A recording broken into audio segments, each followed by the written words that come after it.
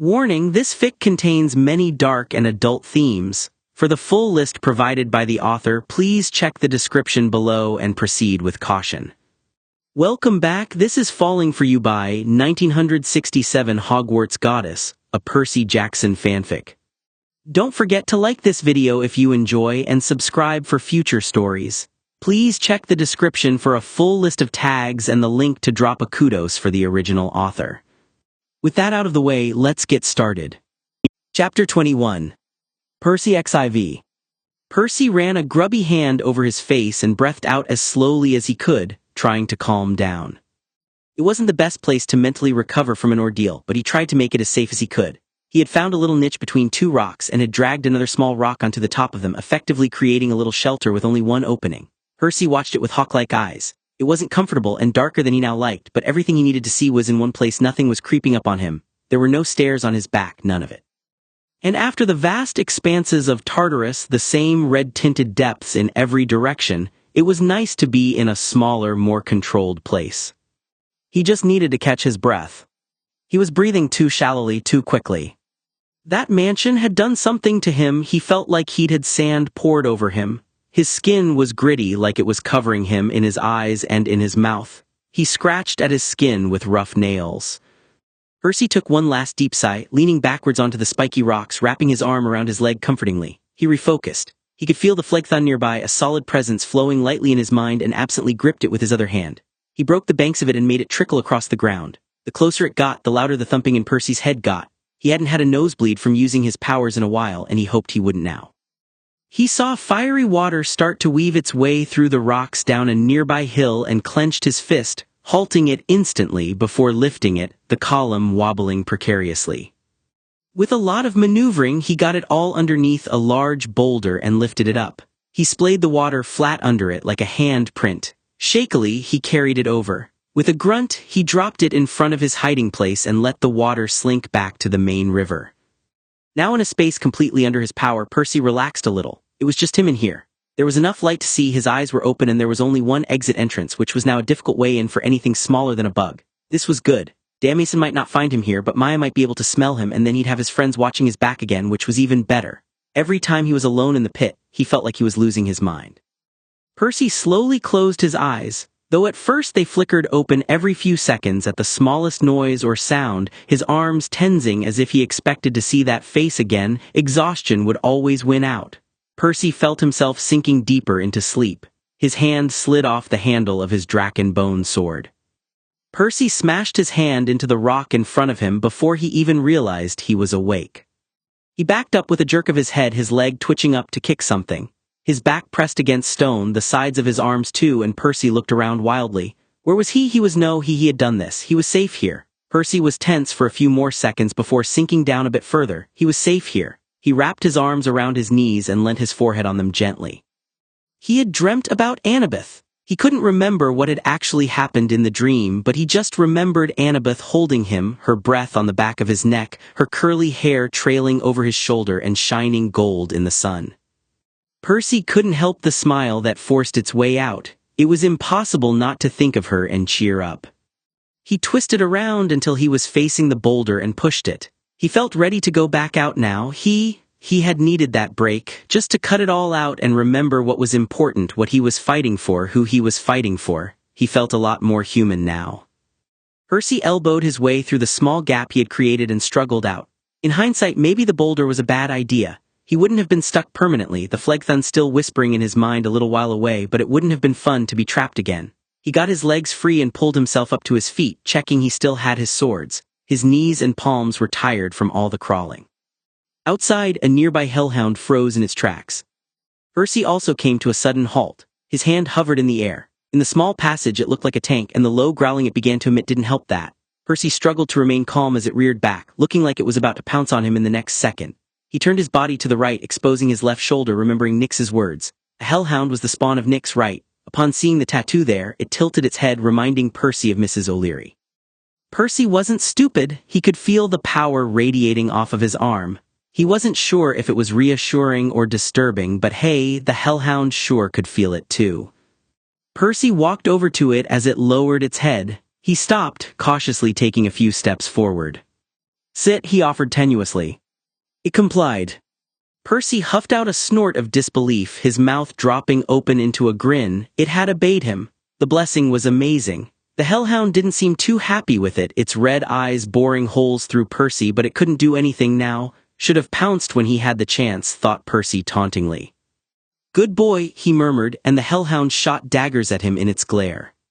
Suddenly, a brilliant idea struck Percy. He got closer to it and pointed in the opposite direction, towards the doors. "I want you to down there and kill as many monsters as you can," he tried, pushing the words out firmly, making assertive eye contact.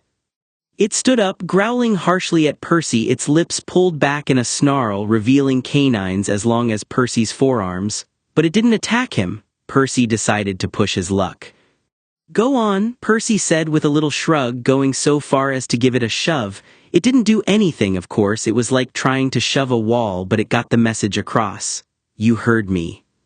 Annabeth had inspired him with newfound confidence, and he had realized just how close he was to the end. His way out was literally in sight. He was going to make it. The mansion had affected him, no doubt, but he had made it through, he had made it out, and it was over. He had done that, no one else. He was capable and he was strong. The river was wrong. Gaia was wrong.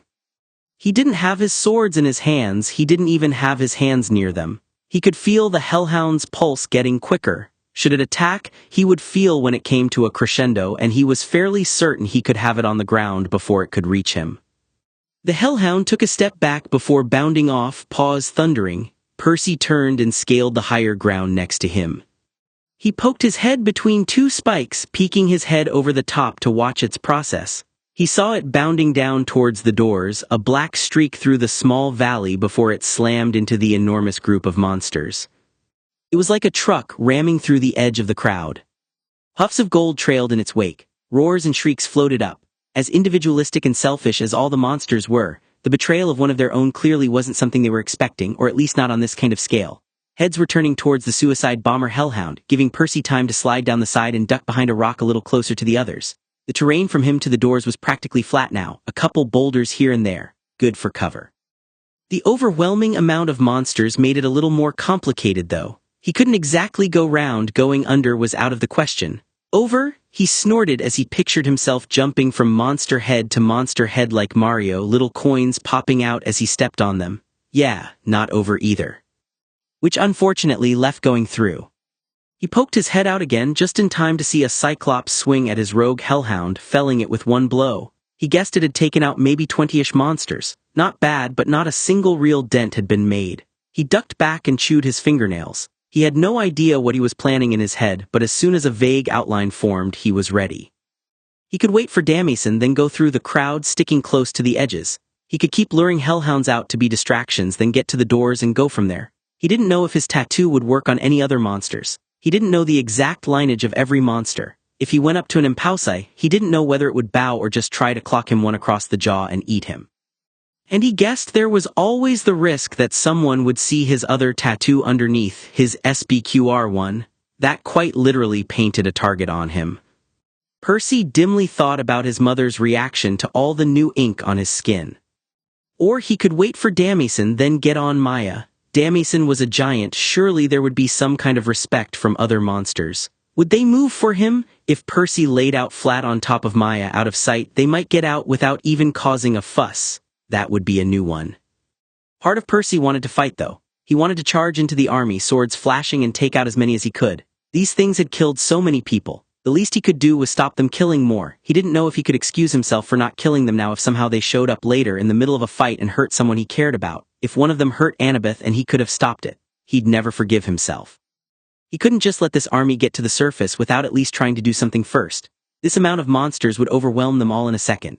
Short of caving the ceiling down on them all, Percy struggled to think of a way to take out an entire army. Sure, he had the curse of Achilles, iron skin and all that, but with this many monsters he thought even he would be a little at risk. All it would take would be a stray claw across his mortal point, and he'd be down. It wouldn't be so much of a problem if he had armor on, but Percy glanced down in exasperation at his bare chest and ripped trousers. He didn't even have socks on.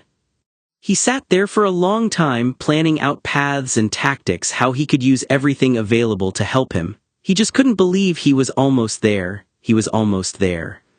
He was almost home. Chapter 22. Nico. He felt like he'd been hit with a truck. Time around him seemed to slow down. He saw Jason and Frank hovering over the water, Frank as a hawk, both frantically searching for someone. He saw Hazel hacking away at the monster, her hair flying around with vigor, Clarice at her back, wrestling with a tentacle. He saw sprays of water arcing gracefully through the air, the clouds, a hint of the stars fading into the sky. He barely heard Reyna, who was yelling from beside him, using her sword to fend off any attempted attacks. Bright flashes to his side told him Leo was fire-bombing the creature as much as he could, wherever there was a gap in demigods. He didn't know where Piper was, but he knew where Annabeth was. Or where she no longer was. Whenever he was in battle, he always could feel some souls leaving the battlefield, but if he knew them, the impact was always that much larger. When Bianca had died, he had childishly thought he was having a heart attack, went to the infirmary, Will Solace had said nothing was wrong with him, until he was told. This time a hammer hit him straight in the chest, shattering him. He fell to his knees, grabbing his chest. His teeth clenched together, fingers digging into his skin to try and push the feeling out of him. This wasn't happening, this couldn't happen. He dimly felt hands on his shoulders, not his, someone else's.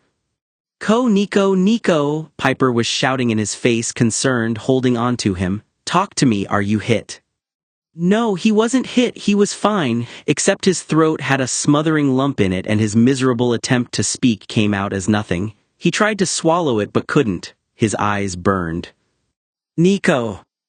Annabeth, he whispered to her, choked out and barely audible as tears started to fall out of his eyes and he couldn't hold them back, didn't know if he should or if he even wanted to because Annabeth was. His finger rose shakily and he pointed towards the sea. Then he gave in, falling backwards and holding tightly onto his knees. Piper fell with him, an arm wrapped around his shoulder. Beside them, a horrified Reyna paused, eyes widening, before instantly diving off the side of the boat without hesitation. Piper's tone had become even more panicked. He didn't even think she realized she was shaking him. What? She yelled. What do you mean, Nico? What do you mean, Annabeth? I'm Piper, not Annabeth. She tacked onto the end, probably in hope that that was what he meant. But Nico shook his head slowly. She knew what he meant. She just held onto her blissful ignorance longer than he got to. Piper's lip began to wobble as her eyes welled up. The sea monster let out a howl that floated up over the side of the boat. Piper shook his shoulders slightly harder. They were friends, he knew, close friends. Nico had known her longer, but Piper knew her better, had known her better, more than anyone else on the ship with Percy gone. Nico, what happened to Annabeth? She screamed, a sob trying to break through her voice. Nico heard victory cries rise across the ocean, saw demigods raise their spears, punching them into the air, grinning their heads off, saw Clarice with a gold, dust-covered knife in hand. 2 demigods raised her onto their shoulders. The monster was dead. They all cheered again. They didn't know yet, how could they? They didn't know how much of a kick to the ribs their celebration was, how wrong it sounded and felt, because no one could be happy, no one anywhere, because Annabeth Chase had just. Piper was shaking beside him, her head dropped and he heard her sob. Shoulders shaking, their hands scrabbled on the wooden floorboards, clasping tightly together. Nico didn't know her well, she barely knew him, but just for that moment they clung to each other. Her grip flexed as she cried, then it ripped away as she scrambled to her feet, throwing herself onto the rail. Hey! Her voice cracked as she shouted, every head lifted. Find Annabeth Chase! She screamed, the charm speak so heavy that Nico found himself standing up, his legs weak and unsteady. She pulled him back, their hands holding onto each other's again. Not you, she choked out, not you. Nico felt sick rise in his throat. Did she blame him? He had said he would help them. His father was the god of the underworld. Did she blame him? Did she think he could have done something? Could he have? His chest ached. They stood still as every single person dived into the sunset-tinted water and sink, eyes glazed under Piper's total command. Nico could feel the power ripple out from her, and he remembered Silena, the former head counselor of the Aphrodite cabin. He knew she had charm speak, but even she had not had this level of control. No, it was Piper who stood regally at the edge of the ship with the stance of a queen. The tears told a different story. Her desperation fueled her. She had Nico's hand in a tight grip, her other hand holding onto the rail. He knew it was to stop it from shaking. For a few seconds the water calmed, every demigod underwater in search of Annabeth. There were a few ripples now and then, mostly from the boats tapping against each other. The hulk of the monster had vanished, the killing blow struck, reducing it to nothing more than gold dust floating on the top of the waves. It was silent. The sun got lower. Piper breathed fast next to him. Her eyes fixated on the motionless ocean as if she could see all the way to the sea floor, and he felt bile in his stomach as he realized she still held hope that Annabeth was okay. She still thought she would all be all right, that maybe he was wrong. Nico focused on nothing but his own breathing. He prayed to his father for the first time in a long time. Father, he thought, please talk to Thanatos. If Gaia can have half her army back, we can have this, please. You know her, please. We can't lose her. She can't be dead, not now. But Nico knew above anyone else how death worked. Resurrection was 1 in a trillion, and none of them up here had those kinds of odds. It didn't stop him from continuing to pray. Father, please. Roars suddenly erupted below, heads bursting from the water, all looking in one direction. The praetor of New Rome emerged from the sea, her cloak and dark hair plastered against her. A smaller body clutched to her chest as she swam towards the rope ladder on the side. Knees weak, Nico stumbled over both him and Piper, helping Reyna up, taking Annabeth from her, laying her down onto the wooden boards. Nico saw Reyna drop Annabeth's dagger, tossing it aside. Jason landed next to them with a bang, stumbling and falling next to where Annabeth was laid on the deck, his hands reaching out. Her blonde hair was dark from the water, a contrast to her pale, waterlogged skin, her lips a deathly blue. Her eyes were shut. Nico took her hand, clammy and cold, and held it loosely. Her body had taken on water already, and her lungs had to be full. Reyna had already leant over her, blowing air into her mouth, Jason thumping at her chest. They worked in time with each other, switching at various places. Annabeth's body kept jerking up and down. He didn't want to tell them it wouldn't work. He couldn't. Annabeth, wake up, Piper shouted at her, grabbing her other hand. Nico could only imagine how much charmspeak had been forced into her voice. But Annabeth didn't twitch. She had been gone for too long, taken in too much water. They hadn't got there quick enough, and Nico knew her soul had already left her body. Thanatos would keep her from returning like Gwen had, and that was their fault too, because they were the ones that had freed the god in the first place, allowing him to collect souls again. They couldn't have waited. Thanatos, you owe us, Nico prayed. He knew that wouldn't work too. He wished he didn't, but he knew the truth. Annabeth was dead. They seemed to realize this after a minute or so. There was no miracle resurrection, not like in the movies. There was no sudden cough and spray of water, no final chest pound that would cause all the life and color to flood back into her. Reyna began to sway from a lack of oxygen. Jason faltered in his compressions. They both slowed, then stopped, and sat. No, whispered Jason, clearly struggling not to cry as he leant back, biting his lip to stop sobs escaping. Reyna stood up and took a stiff step away before barking orders at the confused soldiers to get back to their ships. One look at the hard expression on their praetor's face had them going back, no questions asked. Reyna turned away and placed a hand over her face, hiding her emotions. Nico felt like he'd lost Bianca again. It was a different bond, but the same agony was clawing at him, the sheer denial. Repeated over and over again that she couldn't be gone, that she just couldn't. And yet he knew she was. This was death. They were there and then they weren't, and there was nothing anyone could do after it was too late. There was no last-minute goodbye. There was no explanation worth giving. They were just gone. Sometimes it felt as if they had never even been there in the first place. Others had joined them, standing around, some sitting, their legs having given up. Frank and Hazel were crying into each other's shoulders. Leo had curled up by a wall. Piper was just sobbing next to him, an unrelenting grip on Annabeth's arm. She shook her, again and again. But Annabeth could not feel it. She was dead. Annabeth's corpse had been carried over to a table, a sheet thankfully draped over her. A cushion had been placed under her head. For comfort, to give the semblance of life, Nico didn't know. They sat in chairs around her. Nobody said anything. At some point, Leo got up and left, and the ship started moving again. No one looked up when he went. Jason's leg kept bouncing up and down. He stood up once to say something, but eventually sat back down. Nico couldn't stop staring at the bump in the sheet. That was Annabeth. She was gone. Suddenly their mission felt that much more impossible. How could they ever do this without her? What would they gain without her? It didn't feel real. If one of their strongest could be taken down like this, how did any of them stand a chance? This was going to end up a suicide mission. Without meaning to, Nico kept thinking about Percy. Like always, he didn't know, he might never know, but right now he was lost in the pit and he still thought she was alive, that they would be reunited if he escaped. Was that the thing that was keeping him going? And if he did get out, what then? Nico didn't want to be the one to tell him. It might make him a coward, but he didn't care. It wasn't fair for anyone to have to tell him. At least with mortals, they got doctors and nurses to break the news to them, but demigods always had to face it up close and personal. Percy and Annabeth had known each other longer than Nico had known he was a demigod. Their last words to each other had been declarations of love for Hades' sake. He ran a hand through his hair as his thoughts got quieter. Was this how Percy felt when he needed to tell him about Bianca? Nico wished he had known before running off. Chapter 23. Percy XV. As far as Percy had worked out, only the hellhounds seemed to obey him. He had tried with a Dracena, but it hadn't gone so well. He had lured one over with a little wave and the monster had followed. Whether it was hungry or just perplexed, he never found out because it leapt towards him as soon as they met face to face behind the rock. Percy had been prepared for it, however, and it exploded in the air before it so much as scratched him. He had been sending his kamikaze hellhounds in every few minutes since then in an attempt to wipe a pathway through, but it was like trying to split up sand, more just moved into the gaps from nowhere. Where had they even got so many monsters from? Had they all been getting busy recently? He snorted. An idea popped into his head.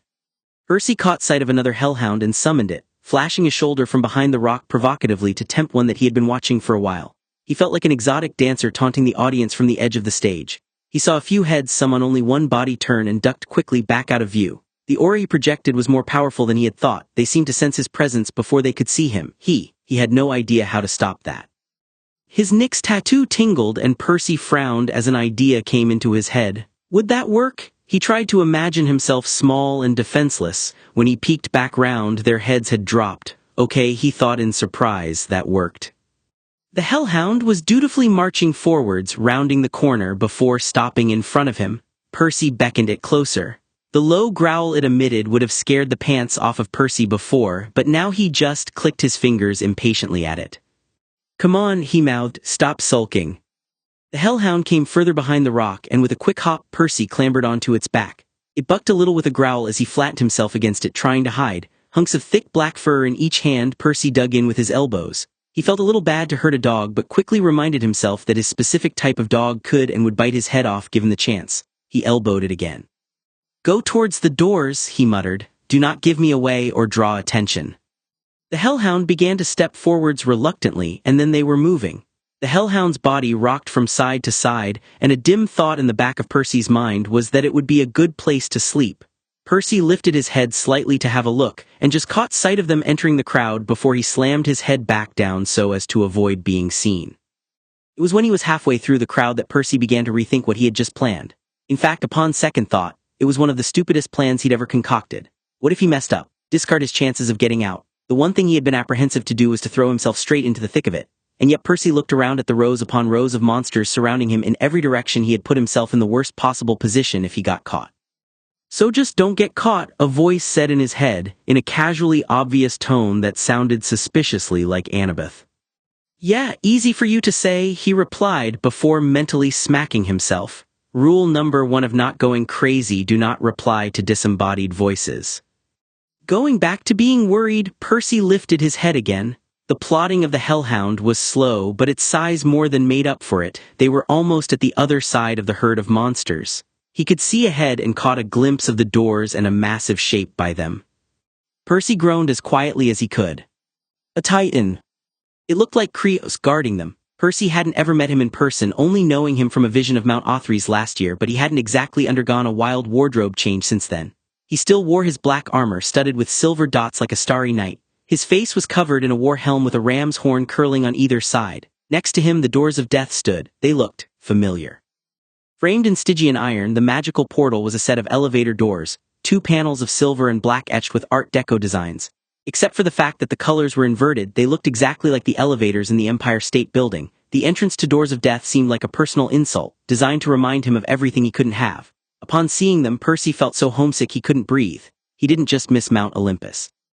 He missed everything he'd left behind: New York City, Camp Half-Blood, his mother and stepdad, his friends. Annabeth. His eyes stung, but he blinked them as much as he could, ignoring it with a desperation that spoke of now really not being the time. As he got over his initial shock, he noticed other details: the frost spreading from the base of the doors, the purplish glow in the air around them, and the chains that held them fast. Cords of black iron ran down either side of the frame like rigging lines on a suspension bridge. They were tethered to hooks embedded in the fleshy ground. Treacherous was stood smack bang in the middle of them, letting small groups go past like a club bouncer. Percy hoped it was okay that he didn't have an ID. As he watched, the entire frame shuddered. Black lightning flashed into the sky. The chains shook and Treacherous planted his feet on one of the hooks to keep it secure. The doors slid open, revealing the gilded interior of an elevator car. A dozen Cyclopes rushed forward, waving little red tickets and shouting excitedly. They shouldn't have been able to fit inside those human-sized doors, but as the Cyclopes got close, their bodies distorted and shrank, the doors of death sucking them inside. At least Maya and Damieson wouldn't crush him, Percy reflected with no small amount of relief. The Titan Treacherous jabbed his thumb against the UP button on the elevator's right side, his dark helmet shifting on his head. The doors slid closed. The frame shuddered again, dark lightning faded. Percy furrowed his brow. Treacherous was still holding down the button. If someone had to hold it in order for it to go up, Percy felt his stomach drop out of his body. Someone would need to hold that button for him. If his life didn't depend on it, Percy knew he would have leaned over the hellhound's back and been sick. Percy didn't even get to finish his thought before something else went wrong. Over the edge of a hill slightly to the left of the sea of monsters, a head popped up. Then another. Maya and Damieson had arrived, both looking a little weary, but Damieson was scanning the crowd for him with a steadily worried expression. Percy winced as Maya roared as she spotted him, despite Damieson's quick reflexes to grab her mouth to silence her. Heads still turned. A few began to wander over menacingly. Percy cursed and slowly began to reach for his sword. What would he do? He didn't know. That would come later as he did it. "The giant traitor!" bellowed a huge Cyclops to his left, the unexpected volume making Percy jump. He clenched his hand around his sword tighter. Percy saw Damieson cringe before poking his head out higher. Damieson trotted Maya out from the cliff, standing as tall as he could. His face settled into an angry expression, one that seemed perfectly at home on the face of a giant but wildly out of place for Damieson. The monsters shouldn't be able to tell the difference though, thought Percy, who then realized that out of everyone in the world, he might be the person who knew the giant best. A warm feeling spread in his chest at that. He prayed Damieson knew what he was doing. Percy eased up onto his elbows a little from where he was lying on the hellhound, hands braced against its back should he need to move quickly, and quickly checked the monsters around him. Their eyes were fixated on Damieson. Good for him, less so for Damieson. The Cyclops that had shouted, who was a good 5.5 feet taller than Percy, the equivalent of Annabeth sitting on his shoulders like some kind of deranged centipede, may have been shorter than Damieson, but the bloodthirst in his eyes was much more evident. He had a crowd of large monsters behind him like a gang. He seemed to tower over the rest. The ringleader, then. "Traitor," echoed a weaselly-faced monster Percy couldn't identify. "Me?" Damieson played dumb and Percy winced. "No, you're wrong, I'm not a traitor." "Liar, Mother Earth has spoken. You have been helping the scum of the sea, the godkiller Jackson," bellowed the Cyclops. The monsters raised their weapons up at Damieson and roared. A good half of the crowd, now raising their weapons, fully turned away from the doors to glare at the peaceful giant. Percy gripped a handful of the hellhound's fur. He rose a little higher. "That was all a trick to lead him to his death," Damieson shouted out towards the crowd. Some cheered, but the uncertainty in the air was thick. The Cyclops clearly didn't listen, suddenly seizing Damieson by his leather jerkin and yanking him forwards. Caught off guard, the giant stumbled to his knees and they crowded round him, jeering. "Stay down," Damieson shouted, as he must have caught Percy trying to sit up, preparing to jump and help. "What did you say?" hissed the Cyclops, digging its long and heavy sword into Damieson's neck. Behind him, a whole group of large monsters, more Cyclopes too, had Maya pinned to the floor, multiple large hands pushing her head cruelly to the floor. She hissed and writhed, but there were just enough of them to keep her still, pressing her jaws shut. Percy narrowed his eyes but followed Damieson's advice. His skin crawled uncomfortably. This didn't feel right, but he trusted Damieson with his life. He must have a plan. I said stand down. Damieson scowled, not even bothering to bat away the monsters clinging to him, playing the part of the entitled giant. I am here under orders from higher powers. The Lady Nyx gave me the plan herself. I was chosen above all of my kin, above Polybotes, Alcyonius, Enceladus, Orion, Otis, and Ephialtes, above even Porphyrion, to do this mission. It is my duty to deliver the demigod to his doom, and I have. The demigod is dead. He was torn apart, and I, for one, can think of no better message to send to the gods. You were born to be peace-loving. The Cyclops began to sneer, but Damieson cut him off. I have seen the errors of my way. Mother has shown me that peace is not the answer, that it will never be, and that the gods have been in charge for too long. Now is our time, we are promised. Percy watched as the monsters around him cheered, amazed at Damieson's speech, and grinned as he saw most of them back away from the giant. Trust Damieson to make a speech about war while not meaning a single word. Oh, and Percy was dead apparently. He snorted. Well, it would give them the element of surprise in the future, he reasoned. He tried to form a new plan quickly. He could get the Hellhound back, somehow slide onto Maya under Maya, then get the three of them on that lift ASAP. He grinned. Damieson was going to love seeing the sun again. The Cyclops was still looking at Damieson as if he was assessing him. You've changed, he asked. I have, Damieson stated, the pride in his voice not even controlled. From now, I swear to serve those who deserve it. Percy let his head thunk back onto the Hellhound's back as all the adrenaline seeped out of him. The Cyclops was even pulling the blade of his sword away from Damieson's neck. Percy lifted his gaze, making eye contact with Damieson, who gave him a quick half-grin while still trying to stay in character. Maya was let go behind them. The sword swung back. Liar, hissed the Cyclops through a puff of gold. Chapter 24. Percy XVI. No. It was like an atom bomb had gone off. Hundreds of monsters 10, 20, 30 meters away from him vanquished instantly, a massive circle of gold dust exploding into the air. Vibrations rocked the very ground itself, cracking rocks and knocking further away monsters over. Screams and roars shouted out and cut off in the same second. Any monsters who had survived the wave of annihilation were either fleeing for their lives or hovering on the outskirts. Percy felt a deep-seated hatred for each and every one of them. He landed on his feet, the Hellhound left in specks around his face as he stared at the space Damieson had just occupied. He, the Cyclops, had just. Damieson was dead. He was alone again. A thick layer of red crashed over his vision as he raised an outstretched hand towards the one remaining monster in the blast zone. Percy had never seen a Cyclops look so terrified in his life.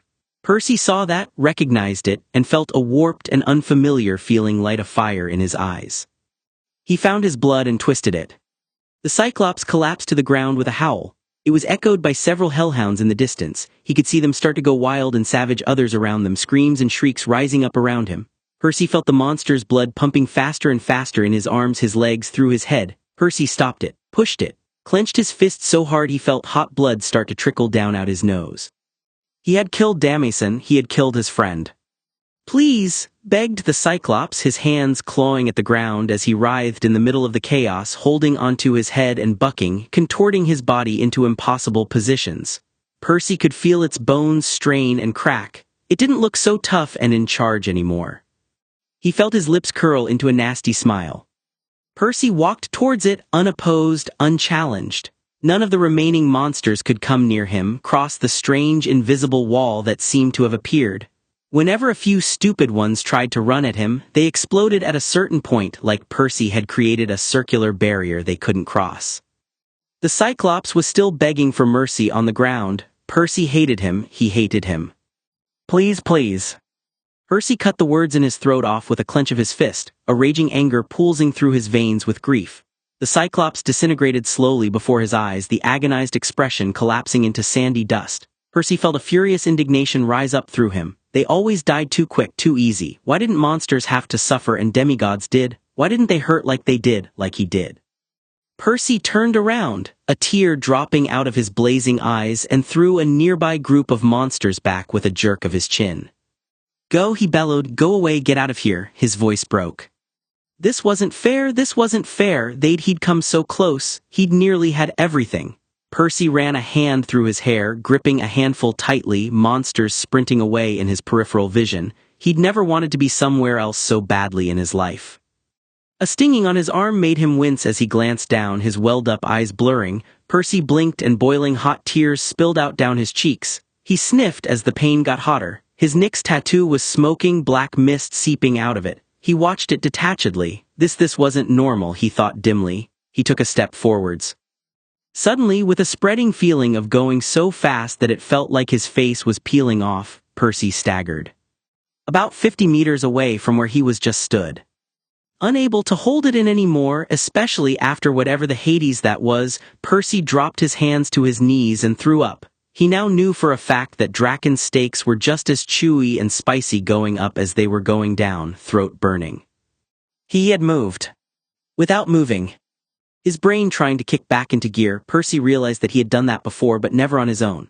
Because he wasn't meant to, he thought, looking down at his tattoo, not normally. Nyx had mentioned some extra stuff, but he had thought it was just the control over hellhounds. He didn't expect to be able to shadow travel. His vision, no longer tinted red with rage, faded black around the edges. It had taken quite a bit out of him, a wave of dizziness flooding him.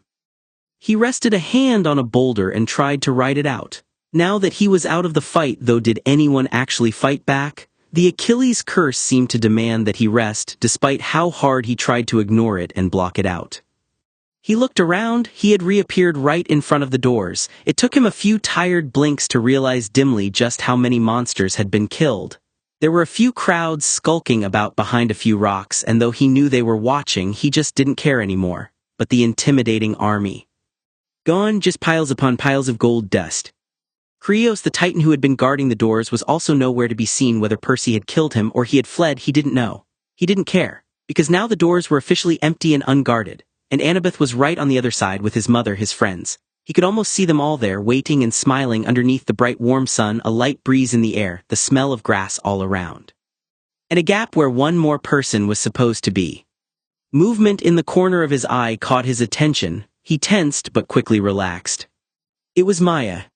She had a few scratches across her side, gold dust sprinkled across her back, but she was watching Percy with a strong sense of sadness. He gazed right back at her. Percy let her nuzzle into his arm, patting her on the head softly, his nose stinging. He leant his forehead onto her and closed his eyes, his arms wrapped around her neck as best he could. Had Maya ever been shown kindness in her life before him and Damieson? He doubted it. "He's gone," Percy murmured onto her skin quietly. "He's gone."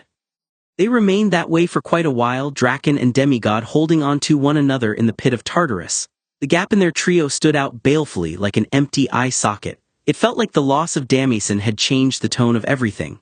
It was no longer a bloody adventurous quest to get to the doors, it was just getting out, getting away, and never looking back. Percy hadn't realized how much Damieson had meant to him, not really, not until he had been so abruptly removed from his life. They'd had plans for their future, for God's sakes. Damieson was supposed to do great things, become a real idol for the kids at camp. He'd been smart, kind, and he could kick ass if he needed to. He was his friend. Percy realized too late that he had reminded him of Beckendorf. He sniffed and eased himself out from under Maya's chin, before unsheathing his bronze sword. He raised it high above his head, muscles straining with the fatigue that had been slowly collecting in him, and brought it down, slashing through one of the chains with a massive clang. They split aside like recoiling snakes. Percy kicked them aside, then kicked them again harder. Next to him, Maya had reared back before snapping her jaws down and tearing through the chain with her long teeth. The doors crackled with electricity and the edges began to flicker like a flashlight running out of power. They didn't have long before the doors would relocate. "Good girl," Percy murmured to her. His tattoo began to smoke again as he raised his voice. "Oi, any hellhounds," he shouted, his voice cracking at the end. One patted out, its head down submissively. Percy swallowed the lump in his throat and rubbed his hands over his wet cheeks in a vain effort to dry them. He waited until it was right in front of him before speaking. He began, looking it dead in the eye. "You are going to hold that button there. You are going to hold it until we get out the other side. If..." It wasn't looking at him, it was sniffing something. Percy felt something crack in him, eye twitching, and his hand shot out. Percy gripped its massive jaw with one hand and squeezed. The hellhound shuffled and blinked a lot in his tight grip. Yeah, he had its attention now. "If we do not get out, if you let go, I will come back and I won't kill you, but you'll wish I had," he said, letting it go. It was a hellhound, but it wasn't stupid. It knew exactly what Percy was saying. It whined and stepped back. It sank to its stomach, staying low to the ground, avoiding his glare. Percy ignored it. He didn't bother praying to anyone that it would work, not anymore. It was clearly up to him and him alone. Before, he'd been desperately thinking in his head how to get him, Damieson and Maya into that elevator without anyone staying behind, as of course, that had been out of the question, and it had taken a while, but the idea had come to him eventually. It would still work with two.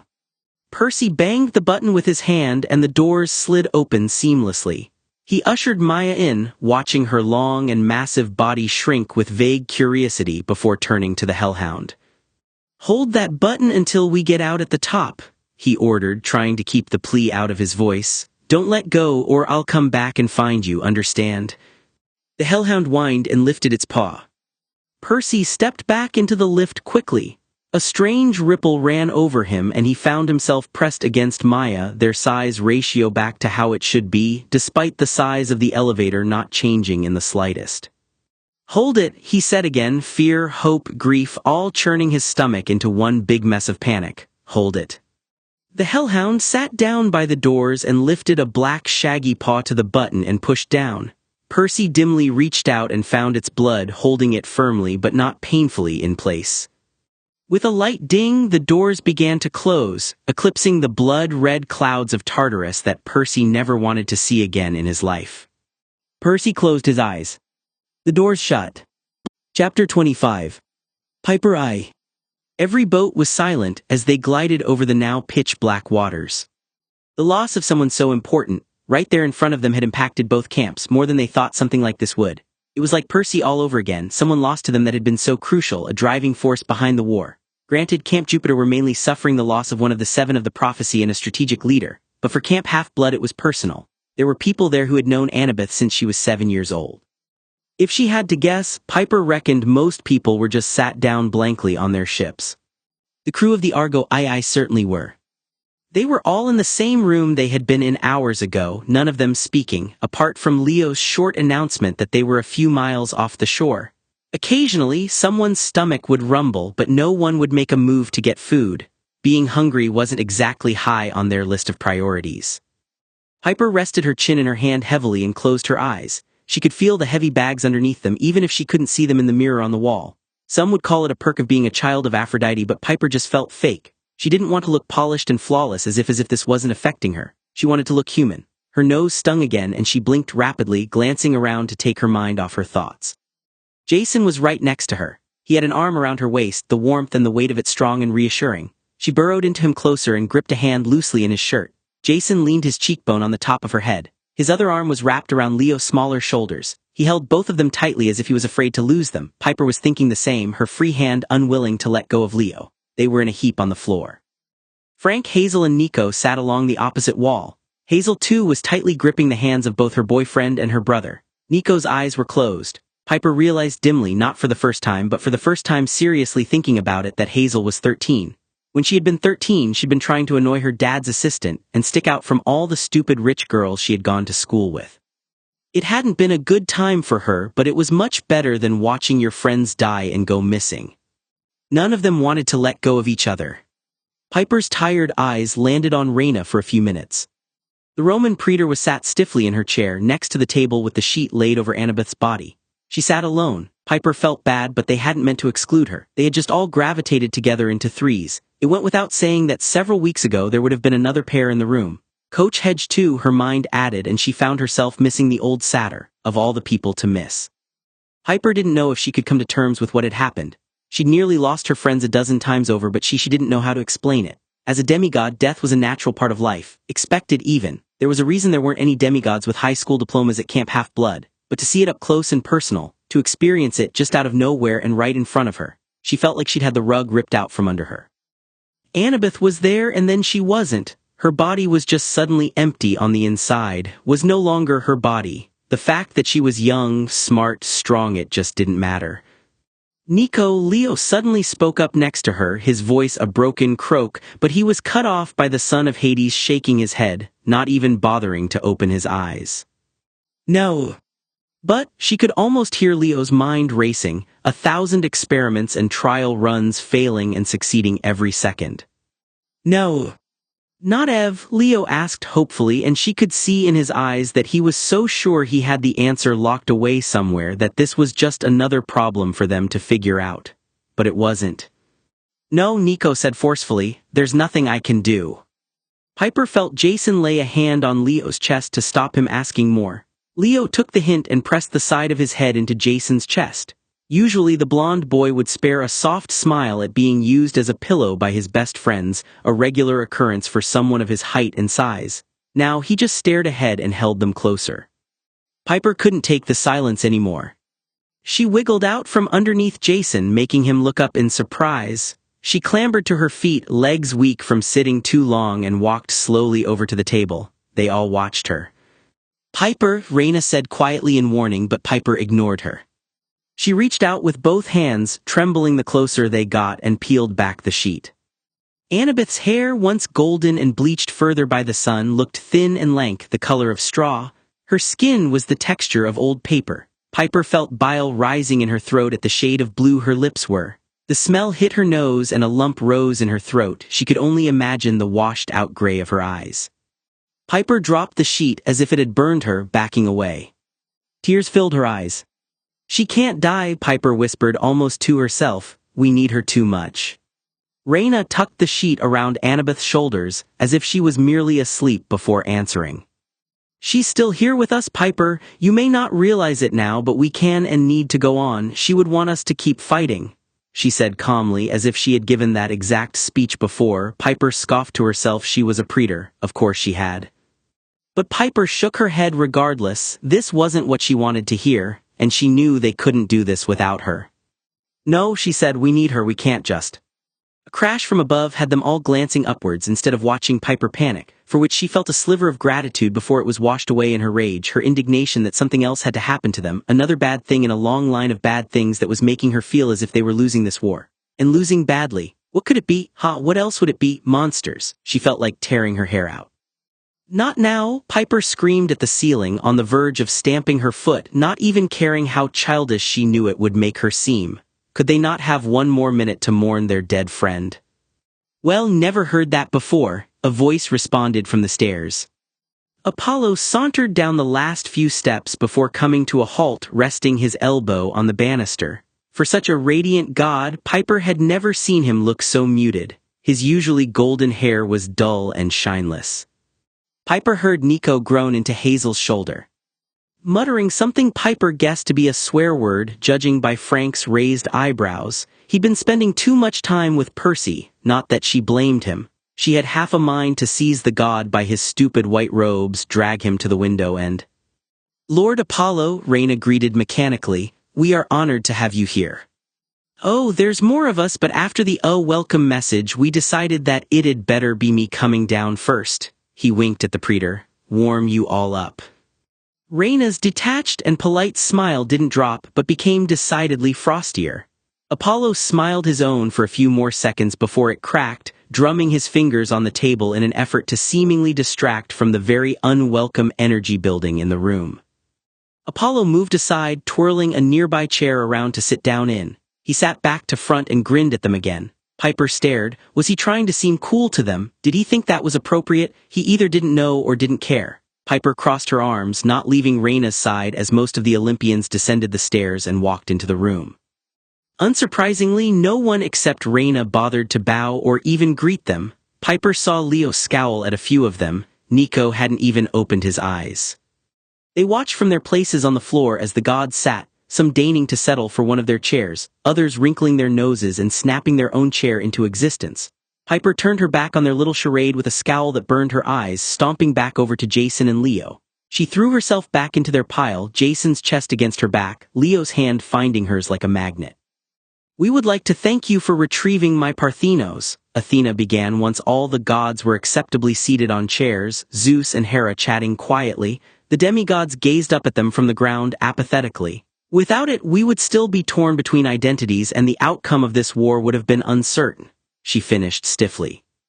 And that was it, that was the thank you. Piper wondered if she honestly knew that saying that you wanted to thank someone wasn't the same as actually doing it. But this was Athena, goddess of wisdom, of course she knew the difference.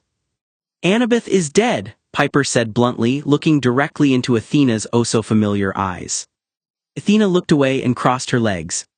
"I am aware," she said. "We were still recovering seconds before I felt her leave this plane." She looked almost sad. Piper almost believed her. "You don't even care," Piper growled, leaning forwards. Jason circled her with his arms, pulling her back and muttering in her ear quietly as Athena looked at her coldly. Piper glared at her. A few seats back, sat by the window, Poseidon rubbed his hand over his head. He peered round the room. "Where's Percy?" he asked. No one spoke for a beat. Piper felt the corner of her lip curl at the sight of Poseidon's face, growing more worried. "Oh, didn't know that, did they?" "Percy," she spoke up. "Oh, he's not here either. See, there we were, rescuing your precious Parthenos and risking our lives for a statue when the floor collapses. Annabeth almost falls in, Percy saves her, but then he falls off the edge himself." Poseidon's face was very worried now, a difference from the rest of the godly faces in the room looking at her in shock at her insolence. Piper didn't care. "Edge of where?" Poseidon demanded, and she could hear the sea getting rough around them, just like it did with Percy when he got angry. Piper almost didn't want to tell him, wanted to shake her head, kick them out, tell them to get off of their thrones and actually pay attention. Percy was Poseidon's only son, and he didn't even know where he was. He'd been missing for weeks. She sighed and ran a hand through her hair. "Tartarus," she shrugged. Poseidon and all the other gods in the room froze. Zeus and Hera stopped talking. Apollo looked horrified. "What?" Poseidon asked. His face was twitching like he was trying to maintain a blank mask, but Piper could read his emotions underneath. They shifted from disbelief to anger and back as easy as the tide flowing in and out, just like his son. "Yeah, he's been down there for quite a while now," Piper continued, a sick feeling in her stomach as she talked, sick that she was talking so casually about Percy in the underworld just to spite his father. Poseidon seemed lost for words. "How?" "He's alive, if that's what you're asking. A few monsters we found were helpful enough to update us on his progress. He's on his way to the doors of death. We're meeting him on the other side," she said. "He's alive." Poseidon couldn't hide the look of utter relief on his face. "He's okay." "Well, his arm was broken when he fell. He left his sword up here and it's not returning to him, and he doesn't know that the love of his life is dead, but other than that." "Piper," Jason mumbled in her ear, "stop." Piper broke eye contact with the raging sea god, and regret smeared across her face as she saw Hazel crying into Frank's shoulder.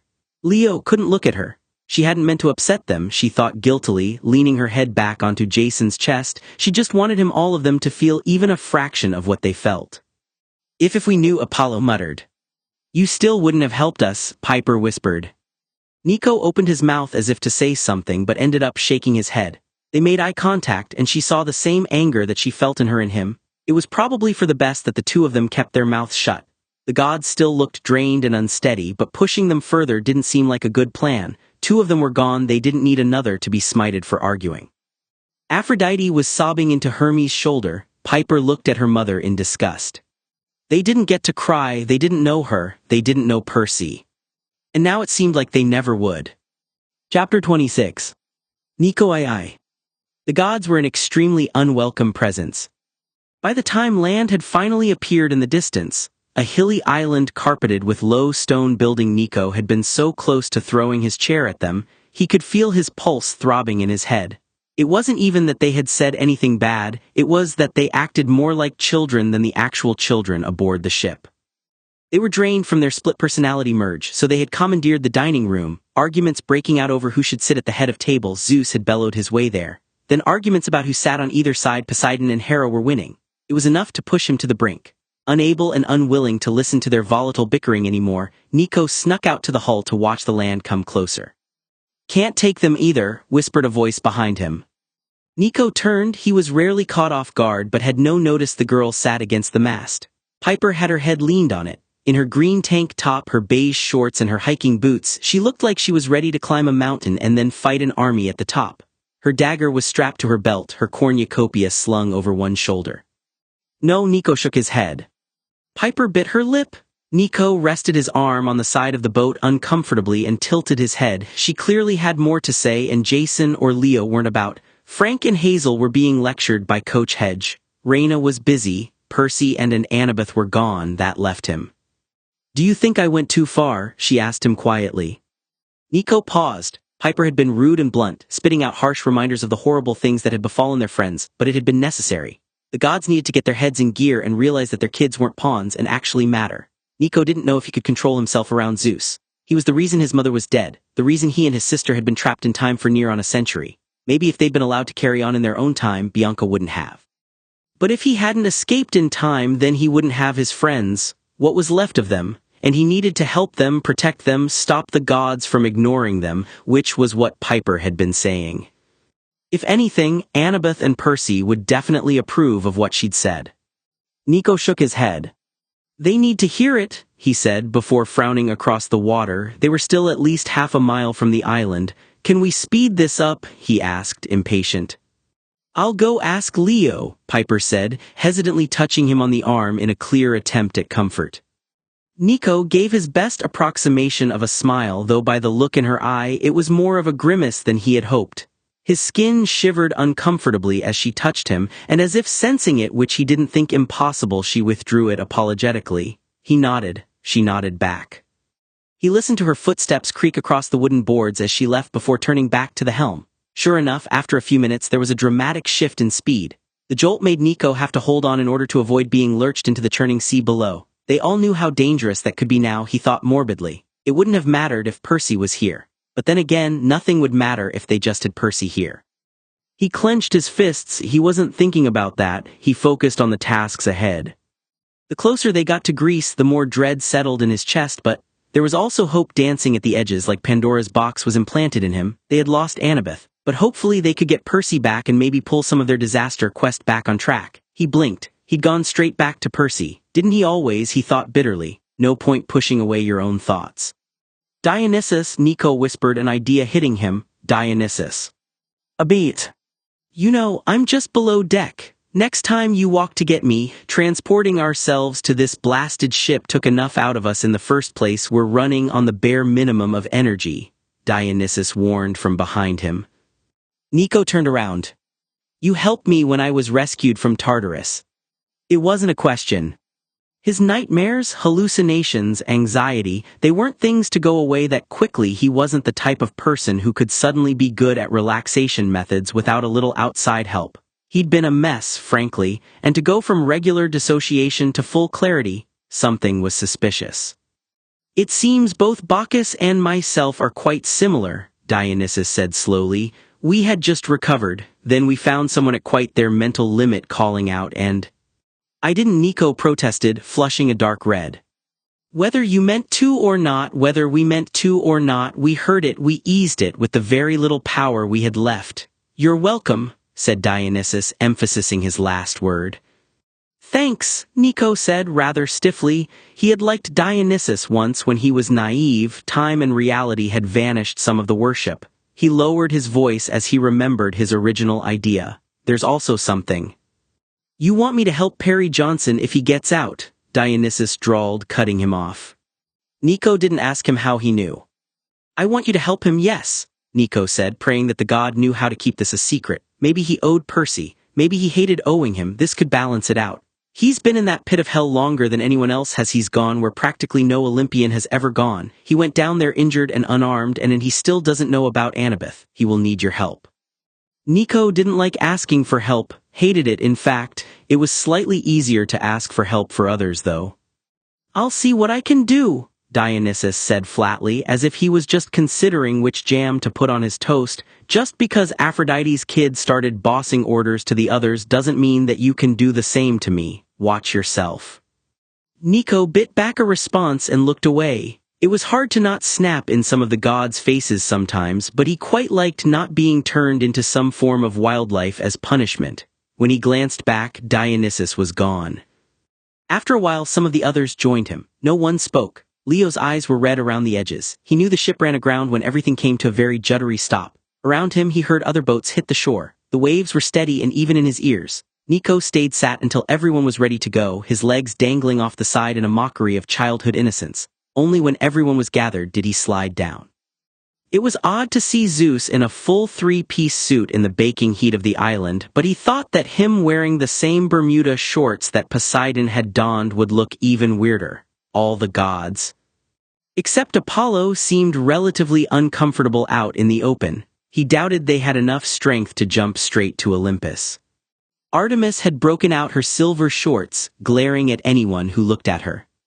"I should be with my hunters," she stated, annoyed. "They will be searching for me." Zeus waved her off. "I ordered all of you here for strength," he began. Suddenly Nico flinched and saw his sister do the same.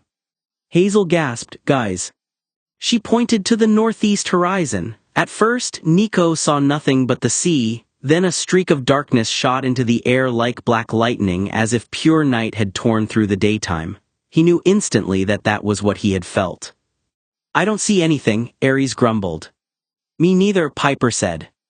Nico scanned his friends' faces. Most of them just looked confused. "That can't be," he muttered. "Greece is still hundreds of miles away." The darkness flashed again, momentarily leaching the color from the horizon. "You think it's a Pyrrhus?" Jason asked him. Nico's whole skeleton tingled like he got hit by 1,000 volts. He knew why he could see the dark flashes from this distance. He nodded to the others. "The House of Hades is open for business," he said gravely. A few seconds later, a rumbling sound washed over them like distant artillery. "It's begun," Hazel said. "What has?" Leo asked. When the next flash happened, Hazel's gold eyes darkened like foil in fire. "Gaia's final push," she said. "The doors of death are working overtime. Her forces are entering the mortal world en masse." "We'll never make it," Nico said. "By the time we arrive, there'll be too many monsters to fight." He saw Jason set his jaw. "We'll defeat them," the son of Jupiter said. "The gods are with us, literally, and we'll make it there fast." Reyna turned away, beginning to bark instructions at all the other Roman kids gathered at the shore while still listening in. The Greek kids hopped to it as well. "We won't make it on foot," Nico started, "and the gods can't transport us there, they're too tired," he added, trying to keep the mocking tone out his voice. He could still see Athena narrowing her eyes at him. Leo looked at him. "You could shadow travel," he suggested. He felt a flash of annoyance. While Nico had been thinking that for a while, he wasn't a pack horse, and he certainly couldn't take everyone. "I could only take a few with me," he settled on. "Maybe if we might be able to transport all of us," Apollo cut in. "I mean, yeah, we're shattered, but if we pool our powers, and I mean all of us, there's no reason why we shouldn't be able to. We would be too tired by the time we got there to fight," Athena pointed out, so similarly to Annabeth that Nico felt his stomach turn. "Then we arrive close to it but not there. The kids go in, kill them all, see if Jackson made it personally. I hope he didn't cut the chains, then bam, sorted. What's dead stays dead," Ares said impatiently. Frank stared at his father angrily. "What do you mean?" he began. "Guys, there's no time. It's a good plan, let's try it," Piper said quickly. Aphrodite smiled at her daughter, who completely ignored her. The gods were not doing so good with their kids, Nico thought. Piper's speech must have really impacted them. "You'll get there early, but the rest of us are going to take the boats. We'll put them on full speed," Reyna said, rejoining them. "Hopefully you'll catch us in time," Jason said. "At the rate we're planning on traveling, we may even beat you there," Reyna said, indicating for Apollo to continue speaking before turning back to the legions of demigods. Apollo put his hand out, which began to glow softly. They stood in a strange circle around him. His sister placed her hand on top of his, followed by the others, gods and demigods alike. Nico put his hand on Leo's as Poseidon put his hand on top.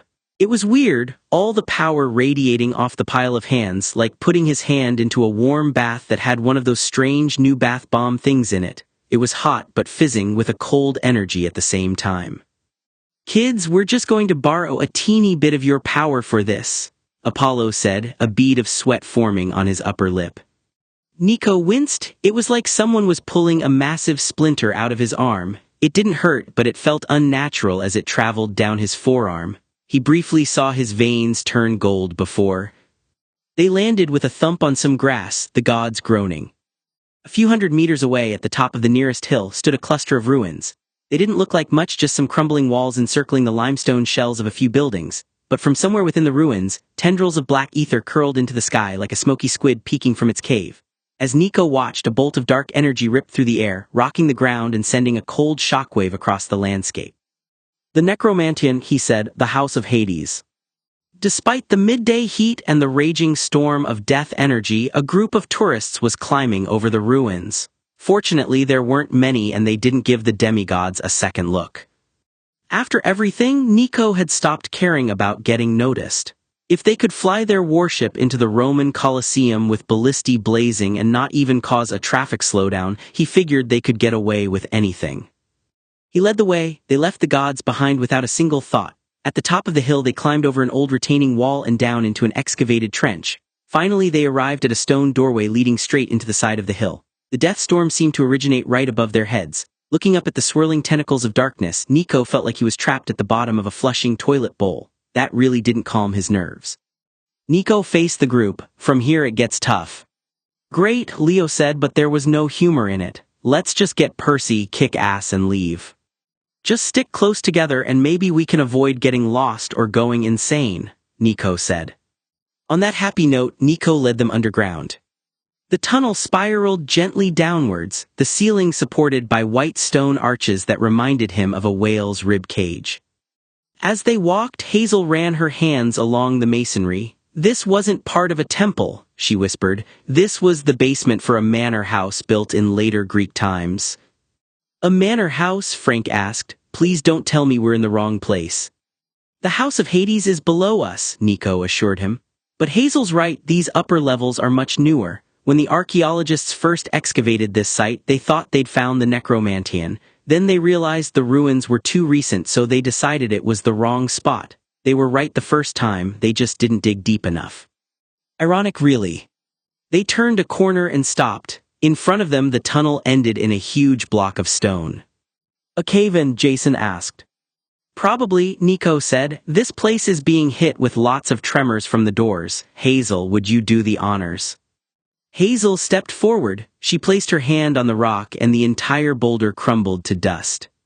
The tunnel shuddered, cracks spread across the ceiling. For a moment, Nico imagined they'd all be crushed under tons of earth, a disappointing way to die really after all they'd been through. Then the rumbling stopped. The dust settled. A set of stairs curved deeper into the earth, the barreled ceiling held up by more repeating arches, closer together and carved from polished black stone. Nico could see that the descending arches were making the others, not Hazel, dizzy, like looking into an endlessly reflecting mirror, and they stumbled here and there on the stairs. "Careful," Nico whispered. "Hazel, can you feel that?" His sister paused for a second on the stairs, before she nodded reluctantly. "What is it?" Piper hissed. "There's a ton of monsters at the end of this tunnel," Hazel whispered. Nico could feel it, a raw mass of pulsating power, objects filling the tunnels and rooms. They were still quite a way away from them, they still had some corners and obstacles to take on, but eventually they would reach them and the fight would begin. They were in the final stretch now. "Come on," Nico said, and led them all into the pitch blackness once more. Chapter 27. Percy XVI. Something went wrong immediately. The doors were trying to open again. Percy quickly shoved his entire body against the left door, swearing furiously, pressing it towards the center, arms outstretched to try and hold the other door in place. His fingertips squeaked along the metal. Maya crowed in confusion, smacking her tail into the side of the elevator. "Maya, just an NGH help," he tried. The Draken batted the door with her head before looking away. "Thanks," Percy spat out in frustration. There were no handles or anything else to hold on to, and the metal was getting hot. As the elevator car ascended at no doubt unimaginable speeds, the doors shook and tried to open, threatening to spill them into whatever was between life and death. The rattling set his teeth on edge. Percy's shoulders ached, and the elevator's easy listening music didn't help. If all monsters had to hear that song about liking piña coladas and getting caught in the rain, no wonder they were in the mood for carnage when they reached the mortal world. Percy certainly was.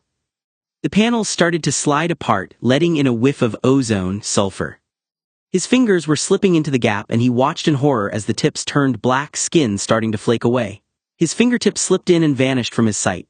Panicking, Percy pushed on his side furiously, sweat running down his temples, and the crack finally closed. His hands stopped disintegrating and went back to their normal shape, but his fingertips remained a charred black. He didn't move, still pushing the doors together, but he stared at his hands. Everything felt as they should, but he didn't need this. His eyes blazed with anger. "I will kill Gaia," he muttered to Maya, banging his hand on the metal, leaving a dent. "I will tear her apart with my bare hands." He stood there for a while, hands straining. The lift shook again, rattling like he was inside a maraca. He wondered what would happen if he jumped. He really didn't want to find out. He hoped against everything he knew that the hellhound would keep a hold of the button. He didn't know what he'd do if it let go. Would the lift drop back down, cease to exist, kick him out wherever he was at the time? His legs ached with the effort of keeping himself upright.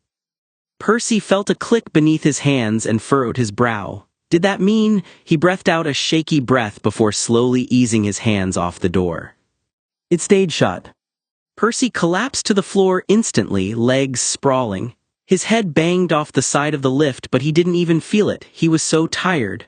Fatigue was literally dragging his eyelids down, arms twitching sporadically. He was down and he wasn't getting back up until he had to.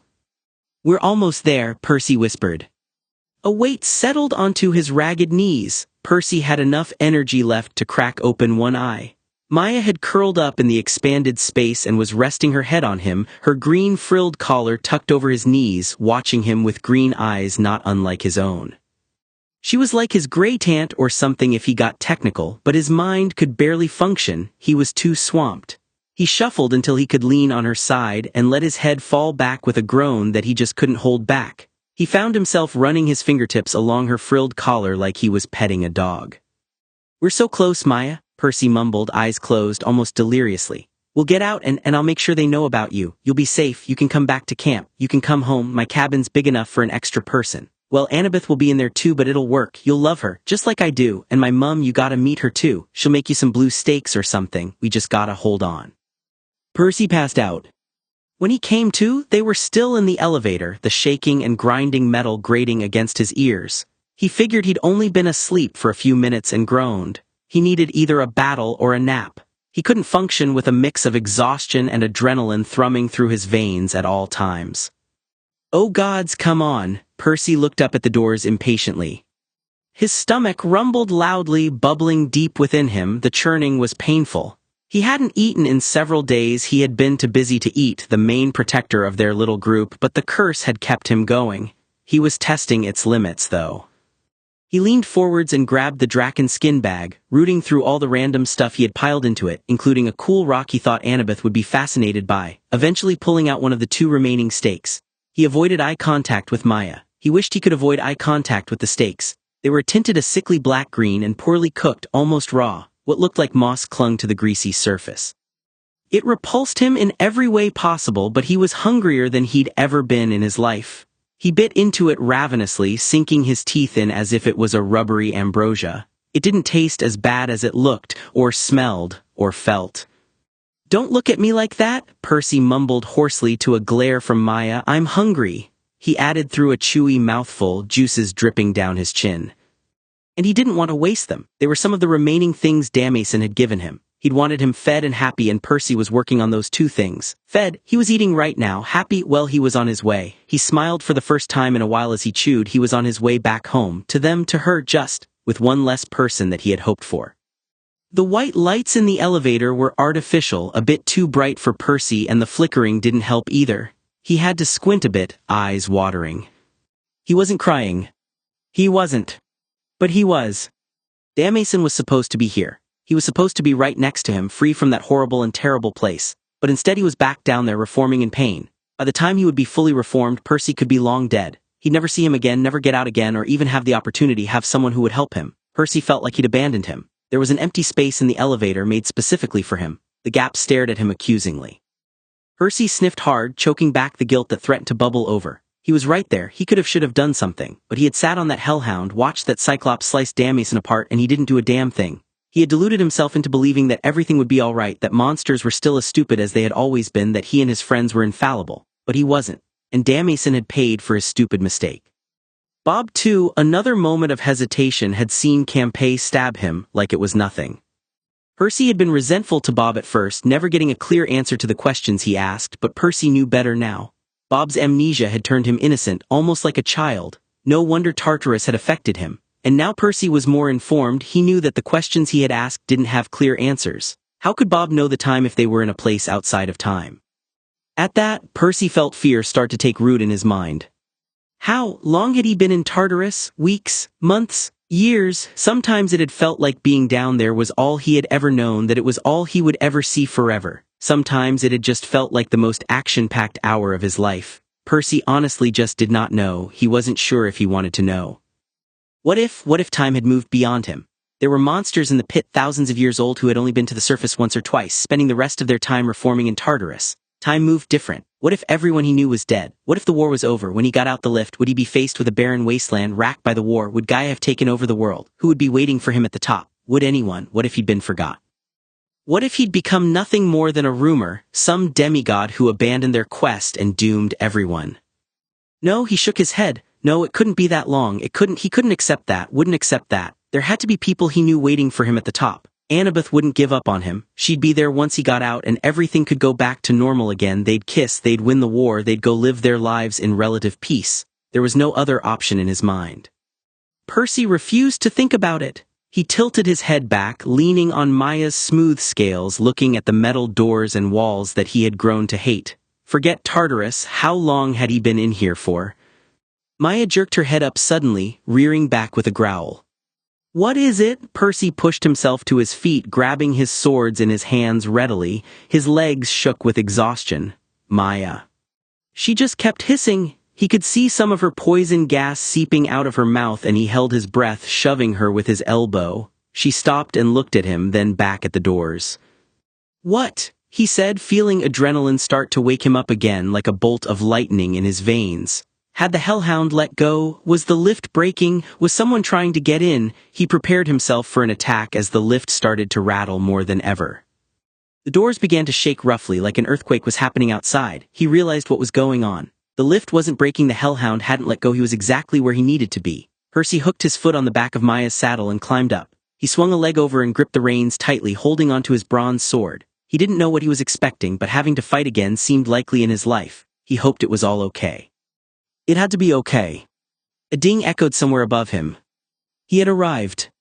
Chapter 28. Leo II. The group was tense and silent as they turned another corner, Hazel confirming that there was nothing potentially lethal coming up. Leo found himself at the back of them. Why am I at the back? Leo muttered to Piper. Everyone knows the guy at the back of the group gets killed first. He winced at his tactlessness, briefly forgetting that one of them actually was dead. It seemed an awful and massive thing to forget, but Leo guessed it just hadn't really hit him yet. He still half expected a bossy order from the front of the group every few seconds, a blonde head turning around to make sure everyone was keeping up and that they were okay. He was always anticipating a firm, right, this is what we're going to do, echoing down the tunnel. Leo realized how much he missed her. Like he really missed her. She'd been terrifying when he'd first met her, but Leo now knew that was just her desperation to find Percy, and to have died in such a horrible and painful way. She didn't deserve it, and to die before finding Percy, that was just horrible. He'd do anything to see his mother again, but at least he knew she was dead. Percy didn't even know. And he missed the way that Annabeth, above anyone else, would send a small smile his way at his jokes, no matter how bad they were. Percy would do it often along with Piper, but Annabeth would always do it. She made him feel appreciated. Leo had always felt like a seventh wheel, an odd one out, but he'd rather have all of his friends with him, happy and safe, than have a girlfriend. That was clear to him now more than ever. The jealousy that had seemingly made itself a permanent home in his stomach had all but disappeared, replaced with guilt. No one acknowledged his slip, Leo observed thankfully. They carried on walking in the dark, his fire lighting the way, flickering along the ceiling. Eventually, they turned a corner into a round circular room. The stone floors and ceilings had made the room very cold, uncomfortable for someone like Leo. There were torches lining the walls and mirrors on every surface, cracked and dusty. Leo could see a couple hundred versions of himself dotted about. It was like being in a hall of mirrors. He dropped his fire and looked around. "Can you feel the way out?" he heard Jason ask Hazel behind him. Leo wandered over to a wall and placed his hand over it. As he looked in the mirror, his eyebrows knitted together. He looked different. His hair had grown out longer and shaggier, and his face was leaner, so he looked less like an imp and more like one of those willowy elves in the fairy tales. There were thick smears of grease on his neck that he had missed while washing his face, almost as dark as the shadows underneath his eyes, purple like he'd been punched in the face a couple times. He turned back to see Hazel looking troubled. "The only way out is through there," she said as she pointed in one direction at a relatively nondescript wall, "but there's a lot of support there. It's a load-bearing wall. I think if we take it out the whole room could collapse." She bit her lip and looked to the rest. Frank was staring hard at the wall as if he was trying to scold it for being so fragile. Jason and Piper were looking at each other, having some silent conversation. Nico watched his sister think. Leo frowned. "If we all just go near it, we smash it, then we duck in, we'll be fine," Leo said, shrugging. "Is the tunnel behind it strong?" Hazel glanced at it. "I think so," she said. "It's a little hard to tell, we're close to all those monsters, it's blurring into each other slightly, and it's thick behind. We won't be able to just hit it and smash it, it feels like it will take a lot of force to go through." Jason straightened up. "I'll smash it, you all go stand near." "No," Nico cut him off, putting his hand out to halt Jason. "I'll smash it, if this roof falls in I can just shadow travel away, but it'll just land on you." Jason blinked. Yeah, you're right." Leo saw a smile twitch onto his best friend's face for the first time since Annabeth had died. "We'll all stand over there, whenever you're ready, Nico." He clapped the younger boy softly on the shoulder who quirked up the corner of his mouth. Leo followed the rest over by the wall, a few feet away to avoid any glass shards that would fly out. Nico stood in the middle of the room, a little awkward but seemingly ignoring it. Leo noted how deeply he was breathing, his chest heaving slowly. He wondered what he was about to do. "Ready?" asked the son of Hades. Piper nodded, the rest of them pressing flat against the other walls. Nico stepped closer, his hands flickering with some kind of black mist that darted about in sharp curves. It got blacker and more violent as Nico raised his hands, holding the dark blaze level with his shoulders. A look of deep concentration in his face, Nico pushed his arms forward. A bolt of flickering black energy shot out and struck the mirrors, shattering it and the wall behind, chunks of rock flying out. The noise was deafening, a buzzing in his ears briefly blocking out everything.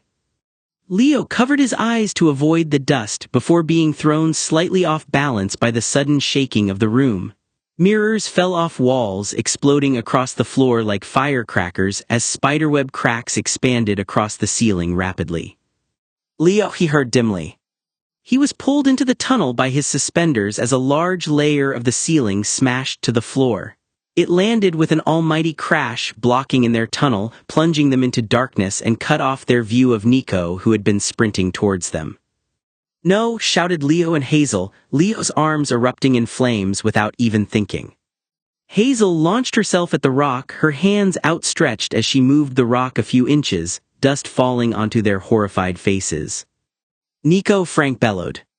Leo heard Piper swear violently behind him and agreed with every word.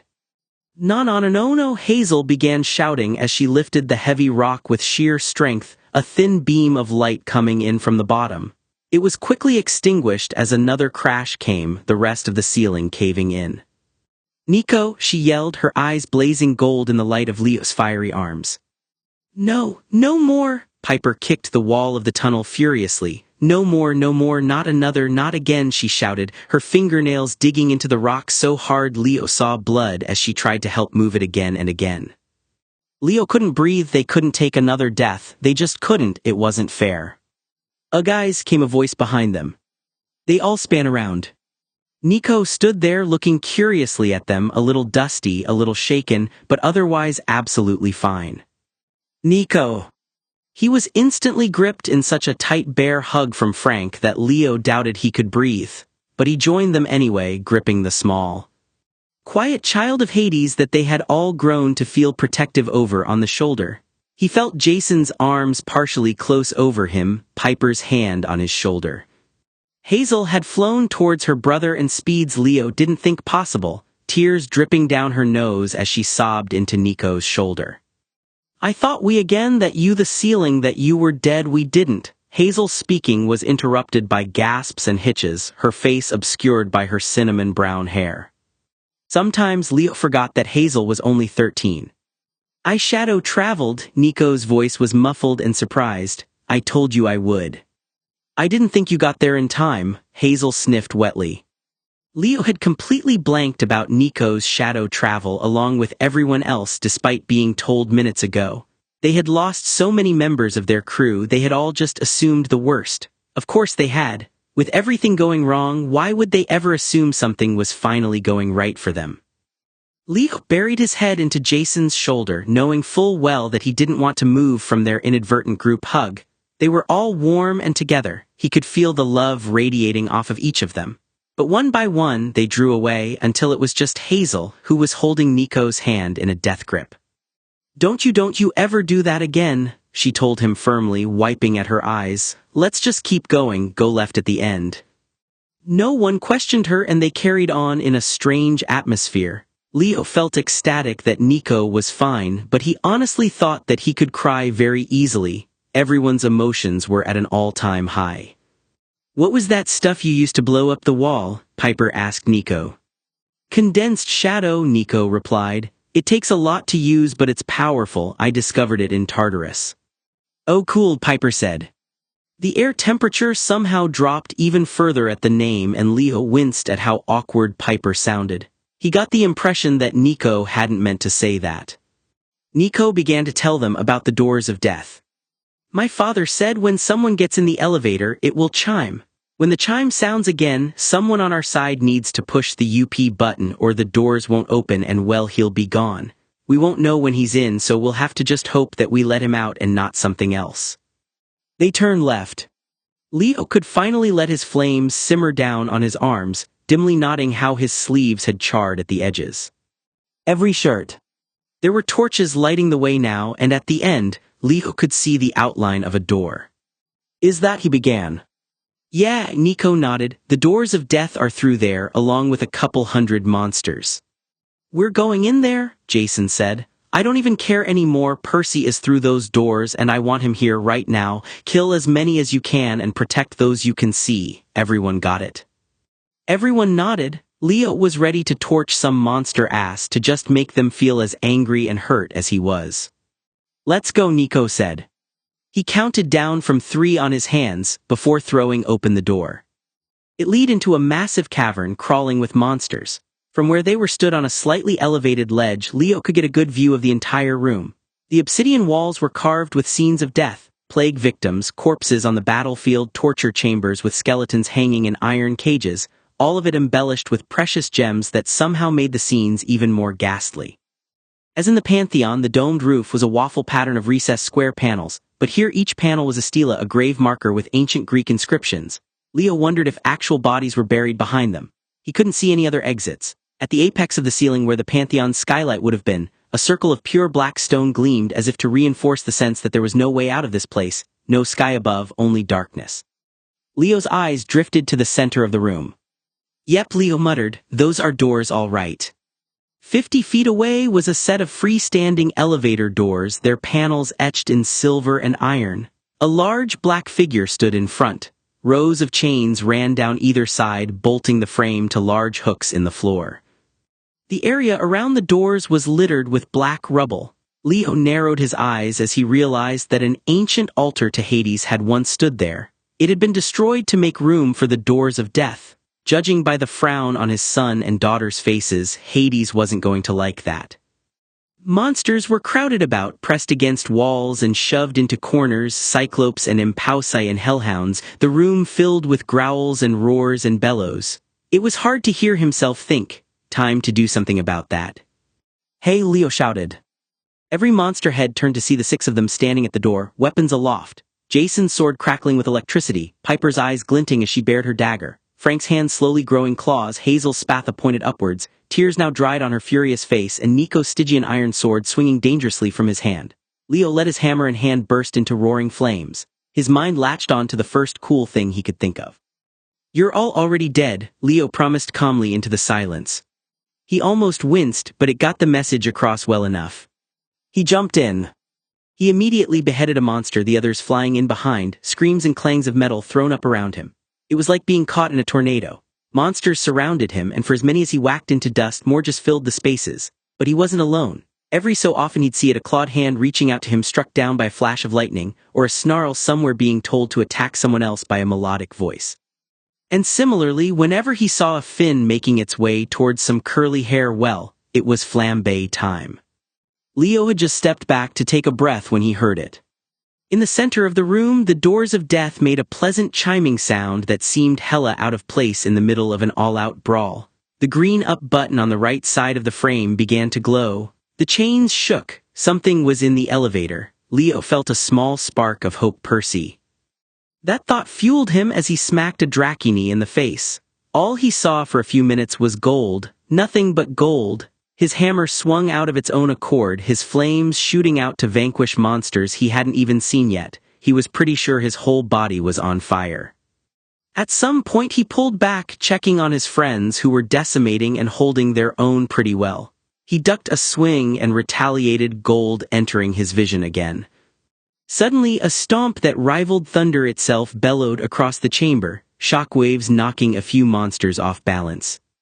Monsters and demigods alike froze. Leo lifted his head. The figure that Leo had seen in front of the doors let its leg move back to where it was, the 20-foot-tall shadowy figure looming next to the shaking doors. Leo knew this guy.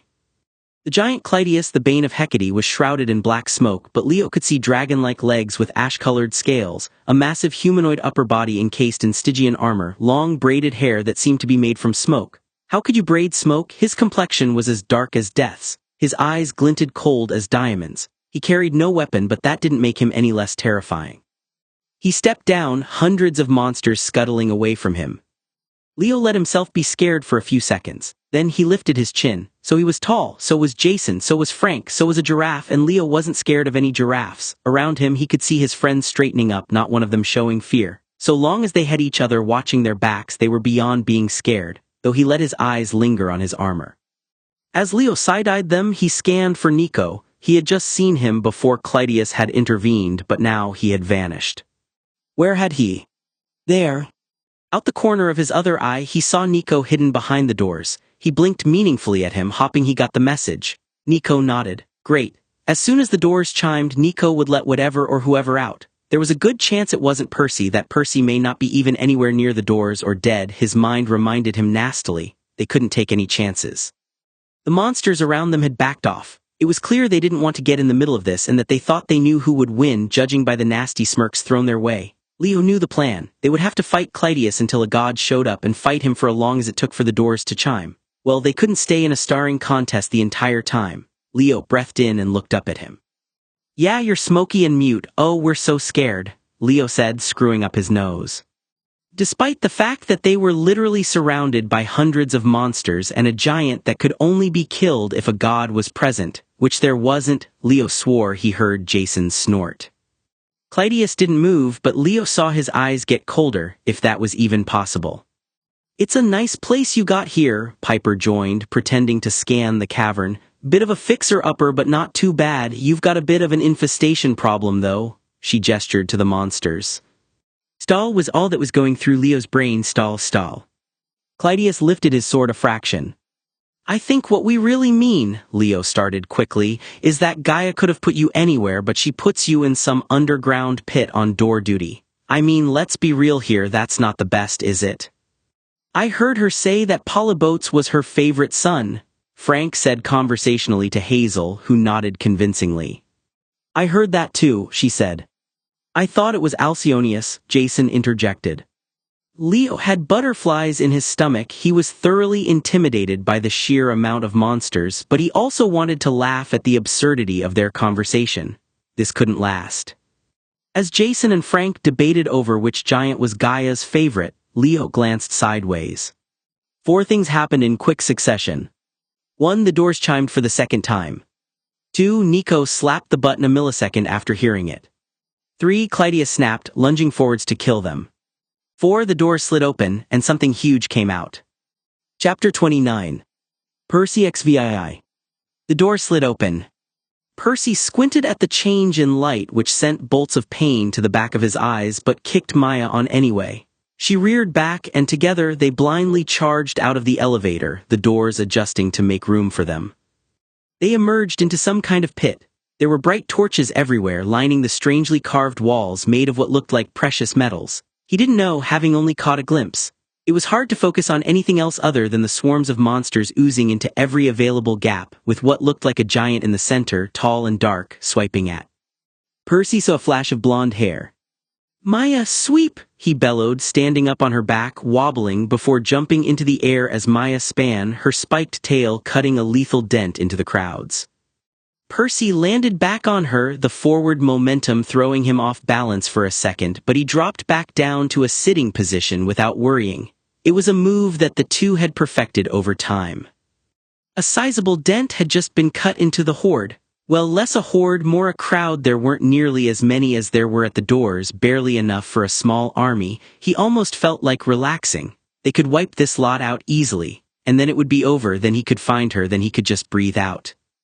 Percy stretched two hands out, one clutching a sword, and swiftly lopped off a head while the other clenched, a couple of nearby monsters squealing before they went poof. He could hear the sound of blood rushing in his ears. He didn't know whose. Percy heard the giant roar in anger and snapped his head up, seeing a familiar weapon lodged between the metal plates in his armor, Hazel's spatha. For the first time in a while, Percy let a wide grin crack across his face, the burst of emotion fueling him as he threw back two small cyclopes into the wall so hard he saw cracks. He and Maya had a wall to their backs now, a good position for them to defend, and he never thought he would miss solid walls so much. Percy swiveling round every few seconds to clear some monsters off Maya's tail as she darted forwards, snapping up clouds of gold dust between her mighty jaws. There was a flicker next to him, darker, like a bit of shoe polish smeared into his peripheral vision. He glanced round just in time to see Nico D'Angelo aiming a slice at Maya's underbelly, his face painted with pure determination. "Nico!" Percy shouted, flinging his sword out, parrying the blow while trying not to disarm him in the group of monsters surrounding them. A clash of metal on metal didn't seem to faze Nico, who clearly hadn't heard Percy over the din of roars and screeches, as he simply pulled back before lunging for Maya again. Percy scowled, smacking away his sword again from his pet friend, Grey Tant.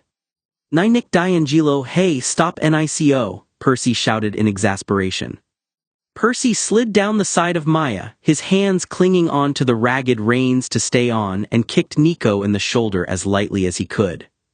Nico stumbled back a little, head snapping upwards, ready to fight a new enemy. Percy stared at him, eyebrows raised a bit desperately. Nico blinked.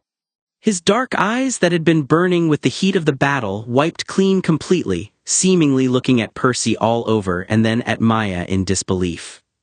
His mouth fell open. His sword lowered instantly, arm looking almost boneless. Percy saw his mouth move in shock, probably saying his name but couldn't give him any more time, gesturing behind Nico at the advancing monsters, before turning to run through a monster who had climbed on top of Maya. When he glanced back, he saw Nico wipe out 3 Dracini with one wide slicing arc, a victorious aura radiating off the son of Hades. Nico turned back around, clearly shouting something at Percy. Still, well, if Percy had to describe it, he would say the younger boy was almost smiling. Percy watched him make rapid shapes with his hands, confused before he understood. The giant could only be killed by a god and a demigod working together, and judging by how Nico pointed at the giant, then himself and then upwards, he was off to go get one. From Olympus? Percy wondered for a second. He was gone a few seconds later with the familiar flicker of shadow travel. Percy turned back to see a deep cut get slashed into Maya's shoulder. Maya roared, bucking as Percy caught the monsters who did it, exploding them quick as a flash. He frowned amongst the havoc. Together they were too big a target. Percy could see that he was holding her back, so, leaning forwards, he pushed off, landing on the stone floor in a roll, swinging upwards with his sword as he got to his feet. Shoving his way into the middle of the crowd, Percy began fighting. A similar feeling filled him to the Battle of New York. He magically dodged every weapon, or the weapons hit him and just glanced off of him. He could feel the fluidity taking over, every move one of an instinctual sequence, ducking, spinning, supple, elegant motions like a flood weaving through buildings. Percy wreaked a similar destruction. He had missed the curse of Achilles. He sliced through armor like it was made of paper. Lumbering monsters just melted. Snake men exploded. Hellhounds that came into contact simply turned away, attacking those nearest each other. Percy slashed and stabbed and whirled, barely keeping a lid on the whirlwind of emotions that bubbled within, a chuckle bursting out every now and then. He He was back on Earth, all his friends were fighting alongside him and they were kicking ass. As Percy decimated the last few that were close to him, the rest sensibly choosing to flee and fight someone else, he saw another flash, this time a blinding white. Through the dust clouding his vision, Percy let out a raw smile as he saw Hecate appearing, Nico darting out behind her and clearing his path. Her hands crackled with burning red fire. Several more flashes, the Olympians had arrived. Percy heaved a heavy breath out, spitting a mouthful of something what he didn't even know out of his mouth. He kicked a pile of gold dust in satisfaction, picking up his sword off the floor. Percy raised his eyebrows, he didn't remember dropping his sword. From where he was stood at the back of the hall, leaning against the wall, Percy watched the rest of the monsters flee, and the chaotic fight between his friends, Hecate and the giant. Percy couldn't remember which one, with some Olympians standing around, weapons brandished should they need to interfere. They hadn't noticed him yet. He would have intervened, helped with the giants, but... With a loud roar and a crash that shook the ceiling, the giant fell to the floor, a myriad of weapons now in the chinks of its armor. Hecate and Hazel were stood on its torso, two swords held above their hands, two glints of metal as they plunged. One gigantic poof of gold. Percy swallowed as the unwelcome memory of Damason crawled into his thoughts, shoving it deep back in his mind. The cavern was quiet now, the remaining hordes having scattered back into the tunnels to escape. Percy could hear the heavy breathing of his friends. He searched for blonde hair again but found only Jason's, one corner of his mouth tugged downwards. Draken, he heard Ares cry to his left. His head snapped sideways, the god of war waving his sword above his head manically as he barreled towards Maya, who reared back like a threatened cat. Oh, for the love of... Stop, Percy bellowed, darting in front of her. Ares ground to a halt and his eyes boggled comically, just visible under his shades. Jackson, he said incredulously. Percy, Nico ran towards him. Nico's body thudded around his middle, pulling him into a hug. Percy! Percy! Percy! His friends' heads shot up and they sprinted as fast as they could towards him. Percy squinted, not seeing Annabeth with them. More bodies crashed into the hug. I can't believe it, you and... Piper seemed to be lost for words as she babbled, smoothing back his sweaty hair in an almost motherly way, a bright smile radiating off her. Bro, Jason choked, grabbing his shoulders and yanking him into a tight hug, one that was replicated instantly by a fiercely tearful Frank, whose face flickered with 1,000 animal forms. Percy let his forehead fall onto Frank's broad shoulder and clenched his fists as a voice swam into his head, a voice he loathed. You could have chosen a new life down there, Gaia said, almost pityingly. Another wasted chance. You would have been safe from me there, you could have come out on top. My plan continues. Percy gritted his teeth until she stopped talking, trying to control the wave of rage that rose in him at the mere sound of her voice. Meanwhile, below his shoulders, Hazel was surprisingly not crying, instead just burying her head as deep as she could into him like she was trying to burrow into him. Leo had let go partially but still had a tight grip on his wrist, his brown eyes shiny. Nico had pulled back too, angling his head away. Percy didn't know if he was crying. The boy just looked uncomfortable at his own actions. Percy, Jason shook his head, looking him up and down with a dazed expression. What is the damn Meonian Draken doing here? Ares asked him, leveling a spear at Maya threateningly. Percy put his hand in, between them and shook his head firmly.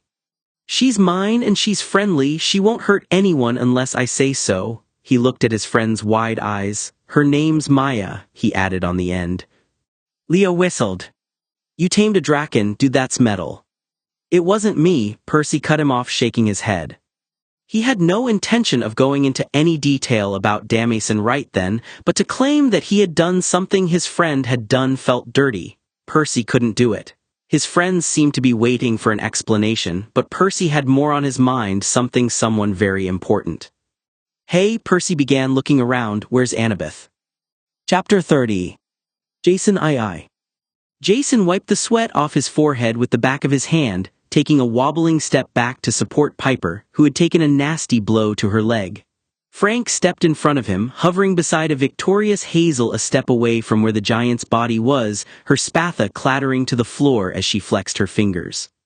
Your hair's still on fire, Jason said absently. Next to him, Leo patted it out with his hand. Hecate seemed to be exchanging a word with Hazel, who couldn't keep the satisfaction off her face at bringing down Clytius. Jason had never been prouder of her. When Clytius had lunged at them, Frank had been a blur, first a demigod then a dragon, almost rugby tackling the giant before they had all stepped in. But it was Hazel who had stepped in halfway, the room hazy with magic, and delivered the final blow.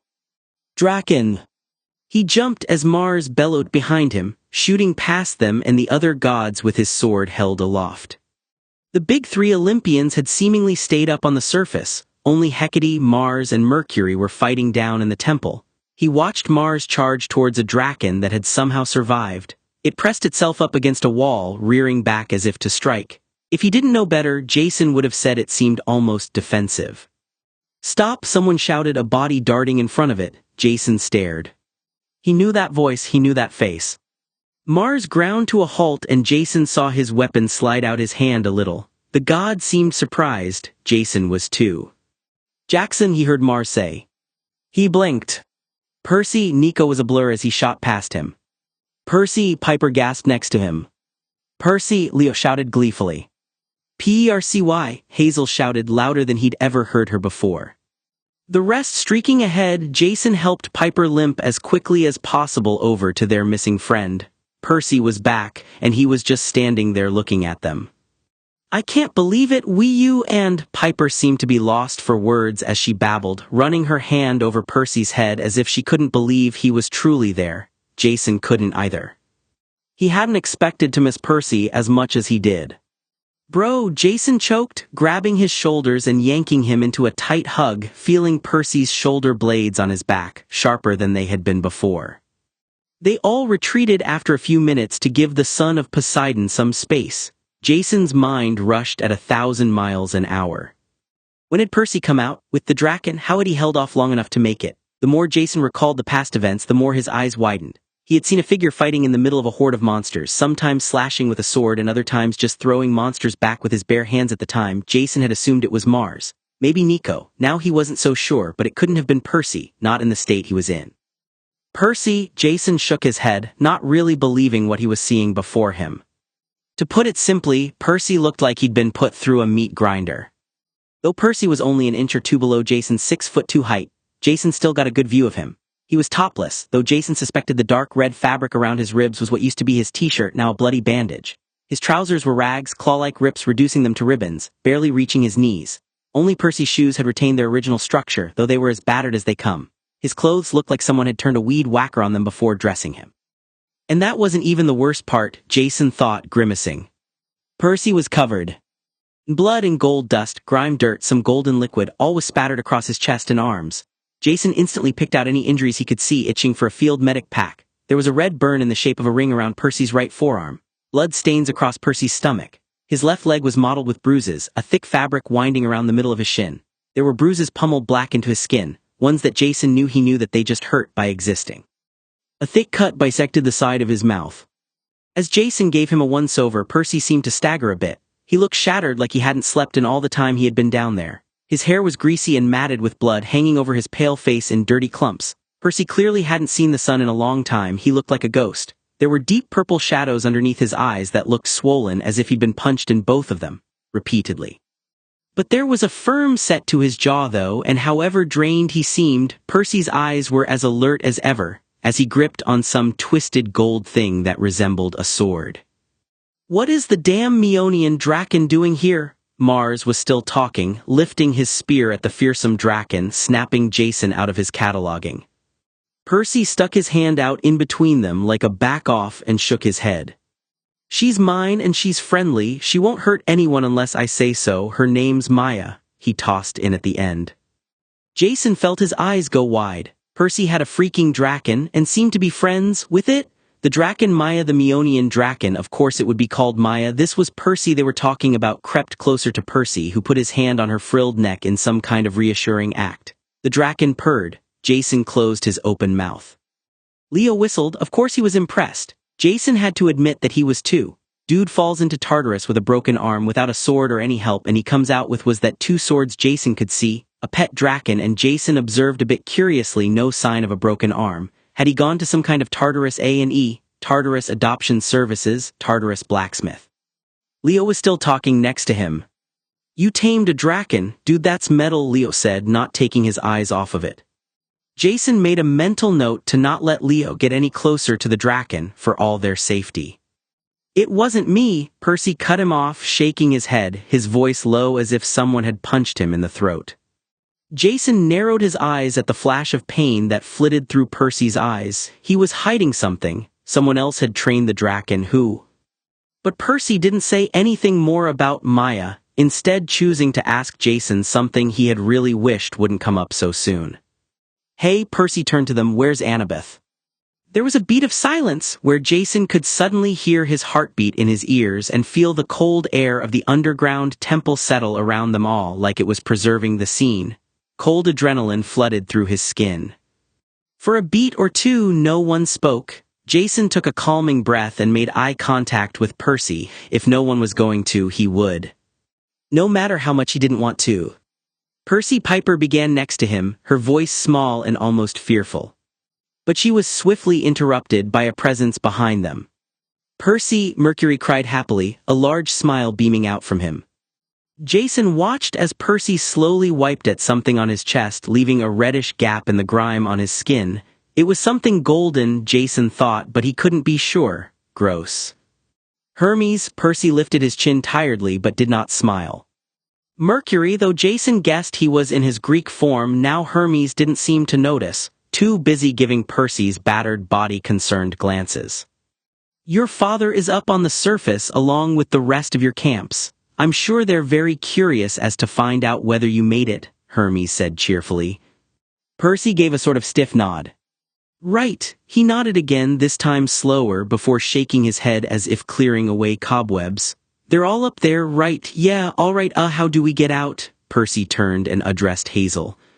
Follow me, Hazel said firmly, her hands in her pockets, no doubt searching for any ambrosia for Percy as he was sure they had all done in the past minute, but Jason knew they were all out. A loud clang caught his attention, and Jason glanced to the side to see Percy's draken biting through one of the chains on the doors of death. Jason blinked, he had completely forgotten. He hurried forwards, flipping out his sword and sliced down through the chains with a metallic reverberation that shook his teeth. The doors thundered in a high-pitched tone, shaking like the wail of a dying animal before freezing and turning to a dark gray dust along the floor. Gone, no more monsters coming up before their time. He only wished he could make it permanent. Maya, Jason heard Percy call as he and Hazel walked through the tunnel doors, the rest joining them. The draken flounced forwards, all the demigods backing away warily except Percy, who placed a hand on her scaled shoulder as they walked. Jason gave the room one last glance, piles of gold dust everywhere, walls smashed, deep slashes embedded into the floor. When he turned into the tunnels, he didn't look back. The journey back up was tedious but shorter than the first. Either because they knew the way this time or because everyone was lost in their thoughts, Jason didn't know. He would just be glad to see the cloudy gray of his father's domain once again. He was starting to feel trapped. Hazel says it's not far now, Piper muttered to him, slipping her hand in his for support as she limped.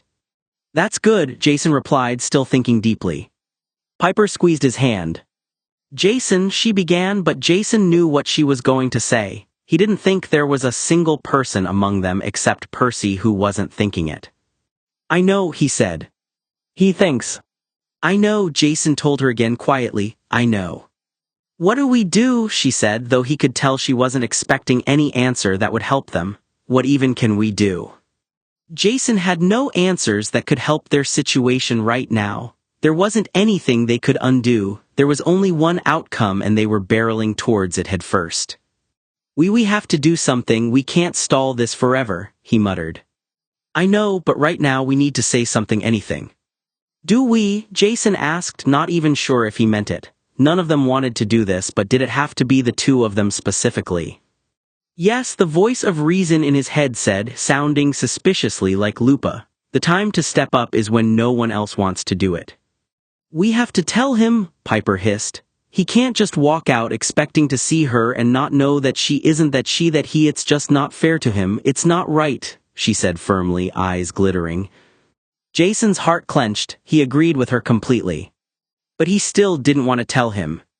He didn't want to look into the eyes of the demigod who had walked through Tartarus just to get back to his friends and girlfriend, only to find out that she was dead. That the girl he loved to the point of self-sacrifice was dead. He didn't know if he could.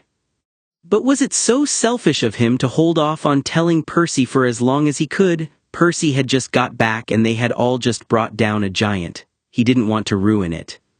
But Piper was right, it wasn't fair to him. "Come with me," he asked, not trying to keep the pleading tone out his voice. "We should all do it," Piper agreed. "I'll ask Hazel if she can stop and then."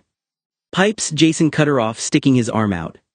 For the last minute or so that they had been talking, Jason hadn't noticed how the others had seemingly sped up or, as he now realized, gone the other way. The two of them were alone. Normally, Jason was fine with that, just not right now. She looked understandably annoyed at being cut off and turned to him. "What?" she asked. "We've gone the wrong way," he told her apologetically. Piper blinked at the dead end in front of them and swore. "When did we lose them?" she asked, turning around to look down both ends of the tunnel. "I don't know, let's just retrace our steps," Jason suggested, preferably before the way they came and the way they were going started to look the same. They had been trailing up and down for a few minutes, dimly lit by Jason's crackling hands, before he found a small metal bolt on the floor leading to the right of them. Shrugging at each other, they followed the tunnel, finding a few more as they went, like a little trail. "This is Leo," Jason realized. "It's very Hansel and Gretel," Piper agreed, "like he's leaving clues." "Like who's leaving clues?" a voice round the corner asked. "Leo," Piper smiled at the bedraggled boy. "I turned back and saw you were gone, thought I'd come find you," said Leo. "We were following your little bolts on the floor," Jason told him. "Thanks for leaving them." Leo looked slightly confused before his eyes gained understanding. "Oh, right, I hadn't realized I was doing it. I haven't done it in a while. It's just, we go into temples and stuff all the time. Do you never get worried that we'll get lost? Without Hazel, I mean," Leo explained. Jason conceded the point. Leo slowed down a little as they walked and looked at them nervously. "No one's told him yet, have they?" he asked in a quiet voice that seemed out of place for Leo. Jason bit his lip. "No," he replied. That's not going to be good," Leo said, wincing, but before he could reply, Piper tapped their shoulders. "Look," she exclaimed, pointing at a lighter stretch of wall round the corner. The trio hurried round corners and corners like some stone helter-skelter, until finally they came out at the top, the lazy late afternoon sun beaming at them as if it had been there all along, just floating in the gray-blue sky. Jason felt like he could breathe a lot easier just by seeing it. A huge crowd was outside, the Roman and Greek armies having arrived, Rhena at the front. Judging by the gold dust in the grass, they had caught the stragglers that had fled. To Jason's surprise, the Argo II was parked on the grass, the gods sat in front of it. "I programmed it to follow us," Leo mentioned to his side. In front of them, Percy was stood next to Hazel and Frank. As Jason walked up behind them, he could already hear the mutters from the army, the pointing, the children of Apollo stepping closer like medical vultures. A lone Greek camper had walked up to Percy, with panic-filled eyes that roamed Percy's body and a sad expression. "Percy," Jason heard him say, "man, I'm so sorry." Jason didn't hear the rest, but he didn't have to, his pulse quickening, as a second later Percy's head snapped around. "What?" Percy demanded, his voice hoarse and scratchy.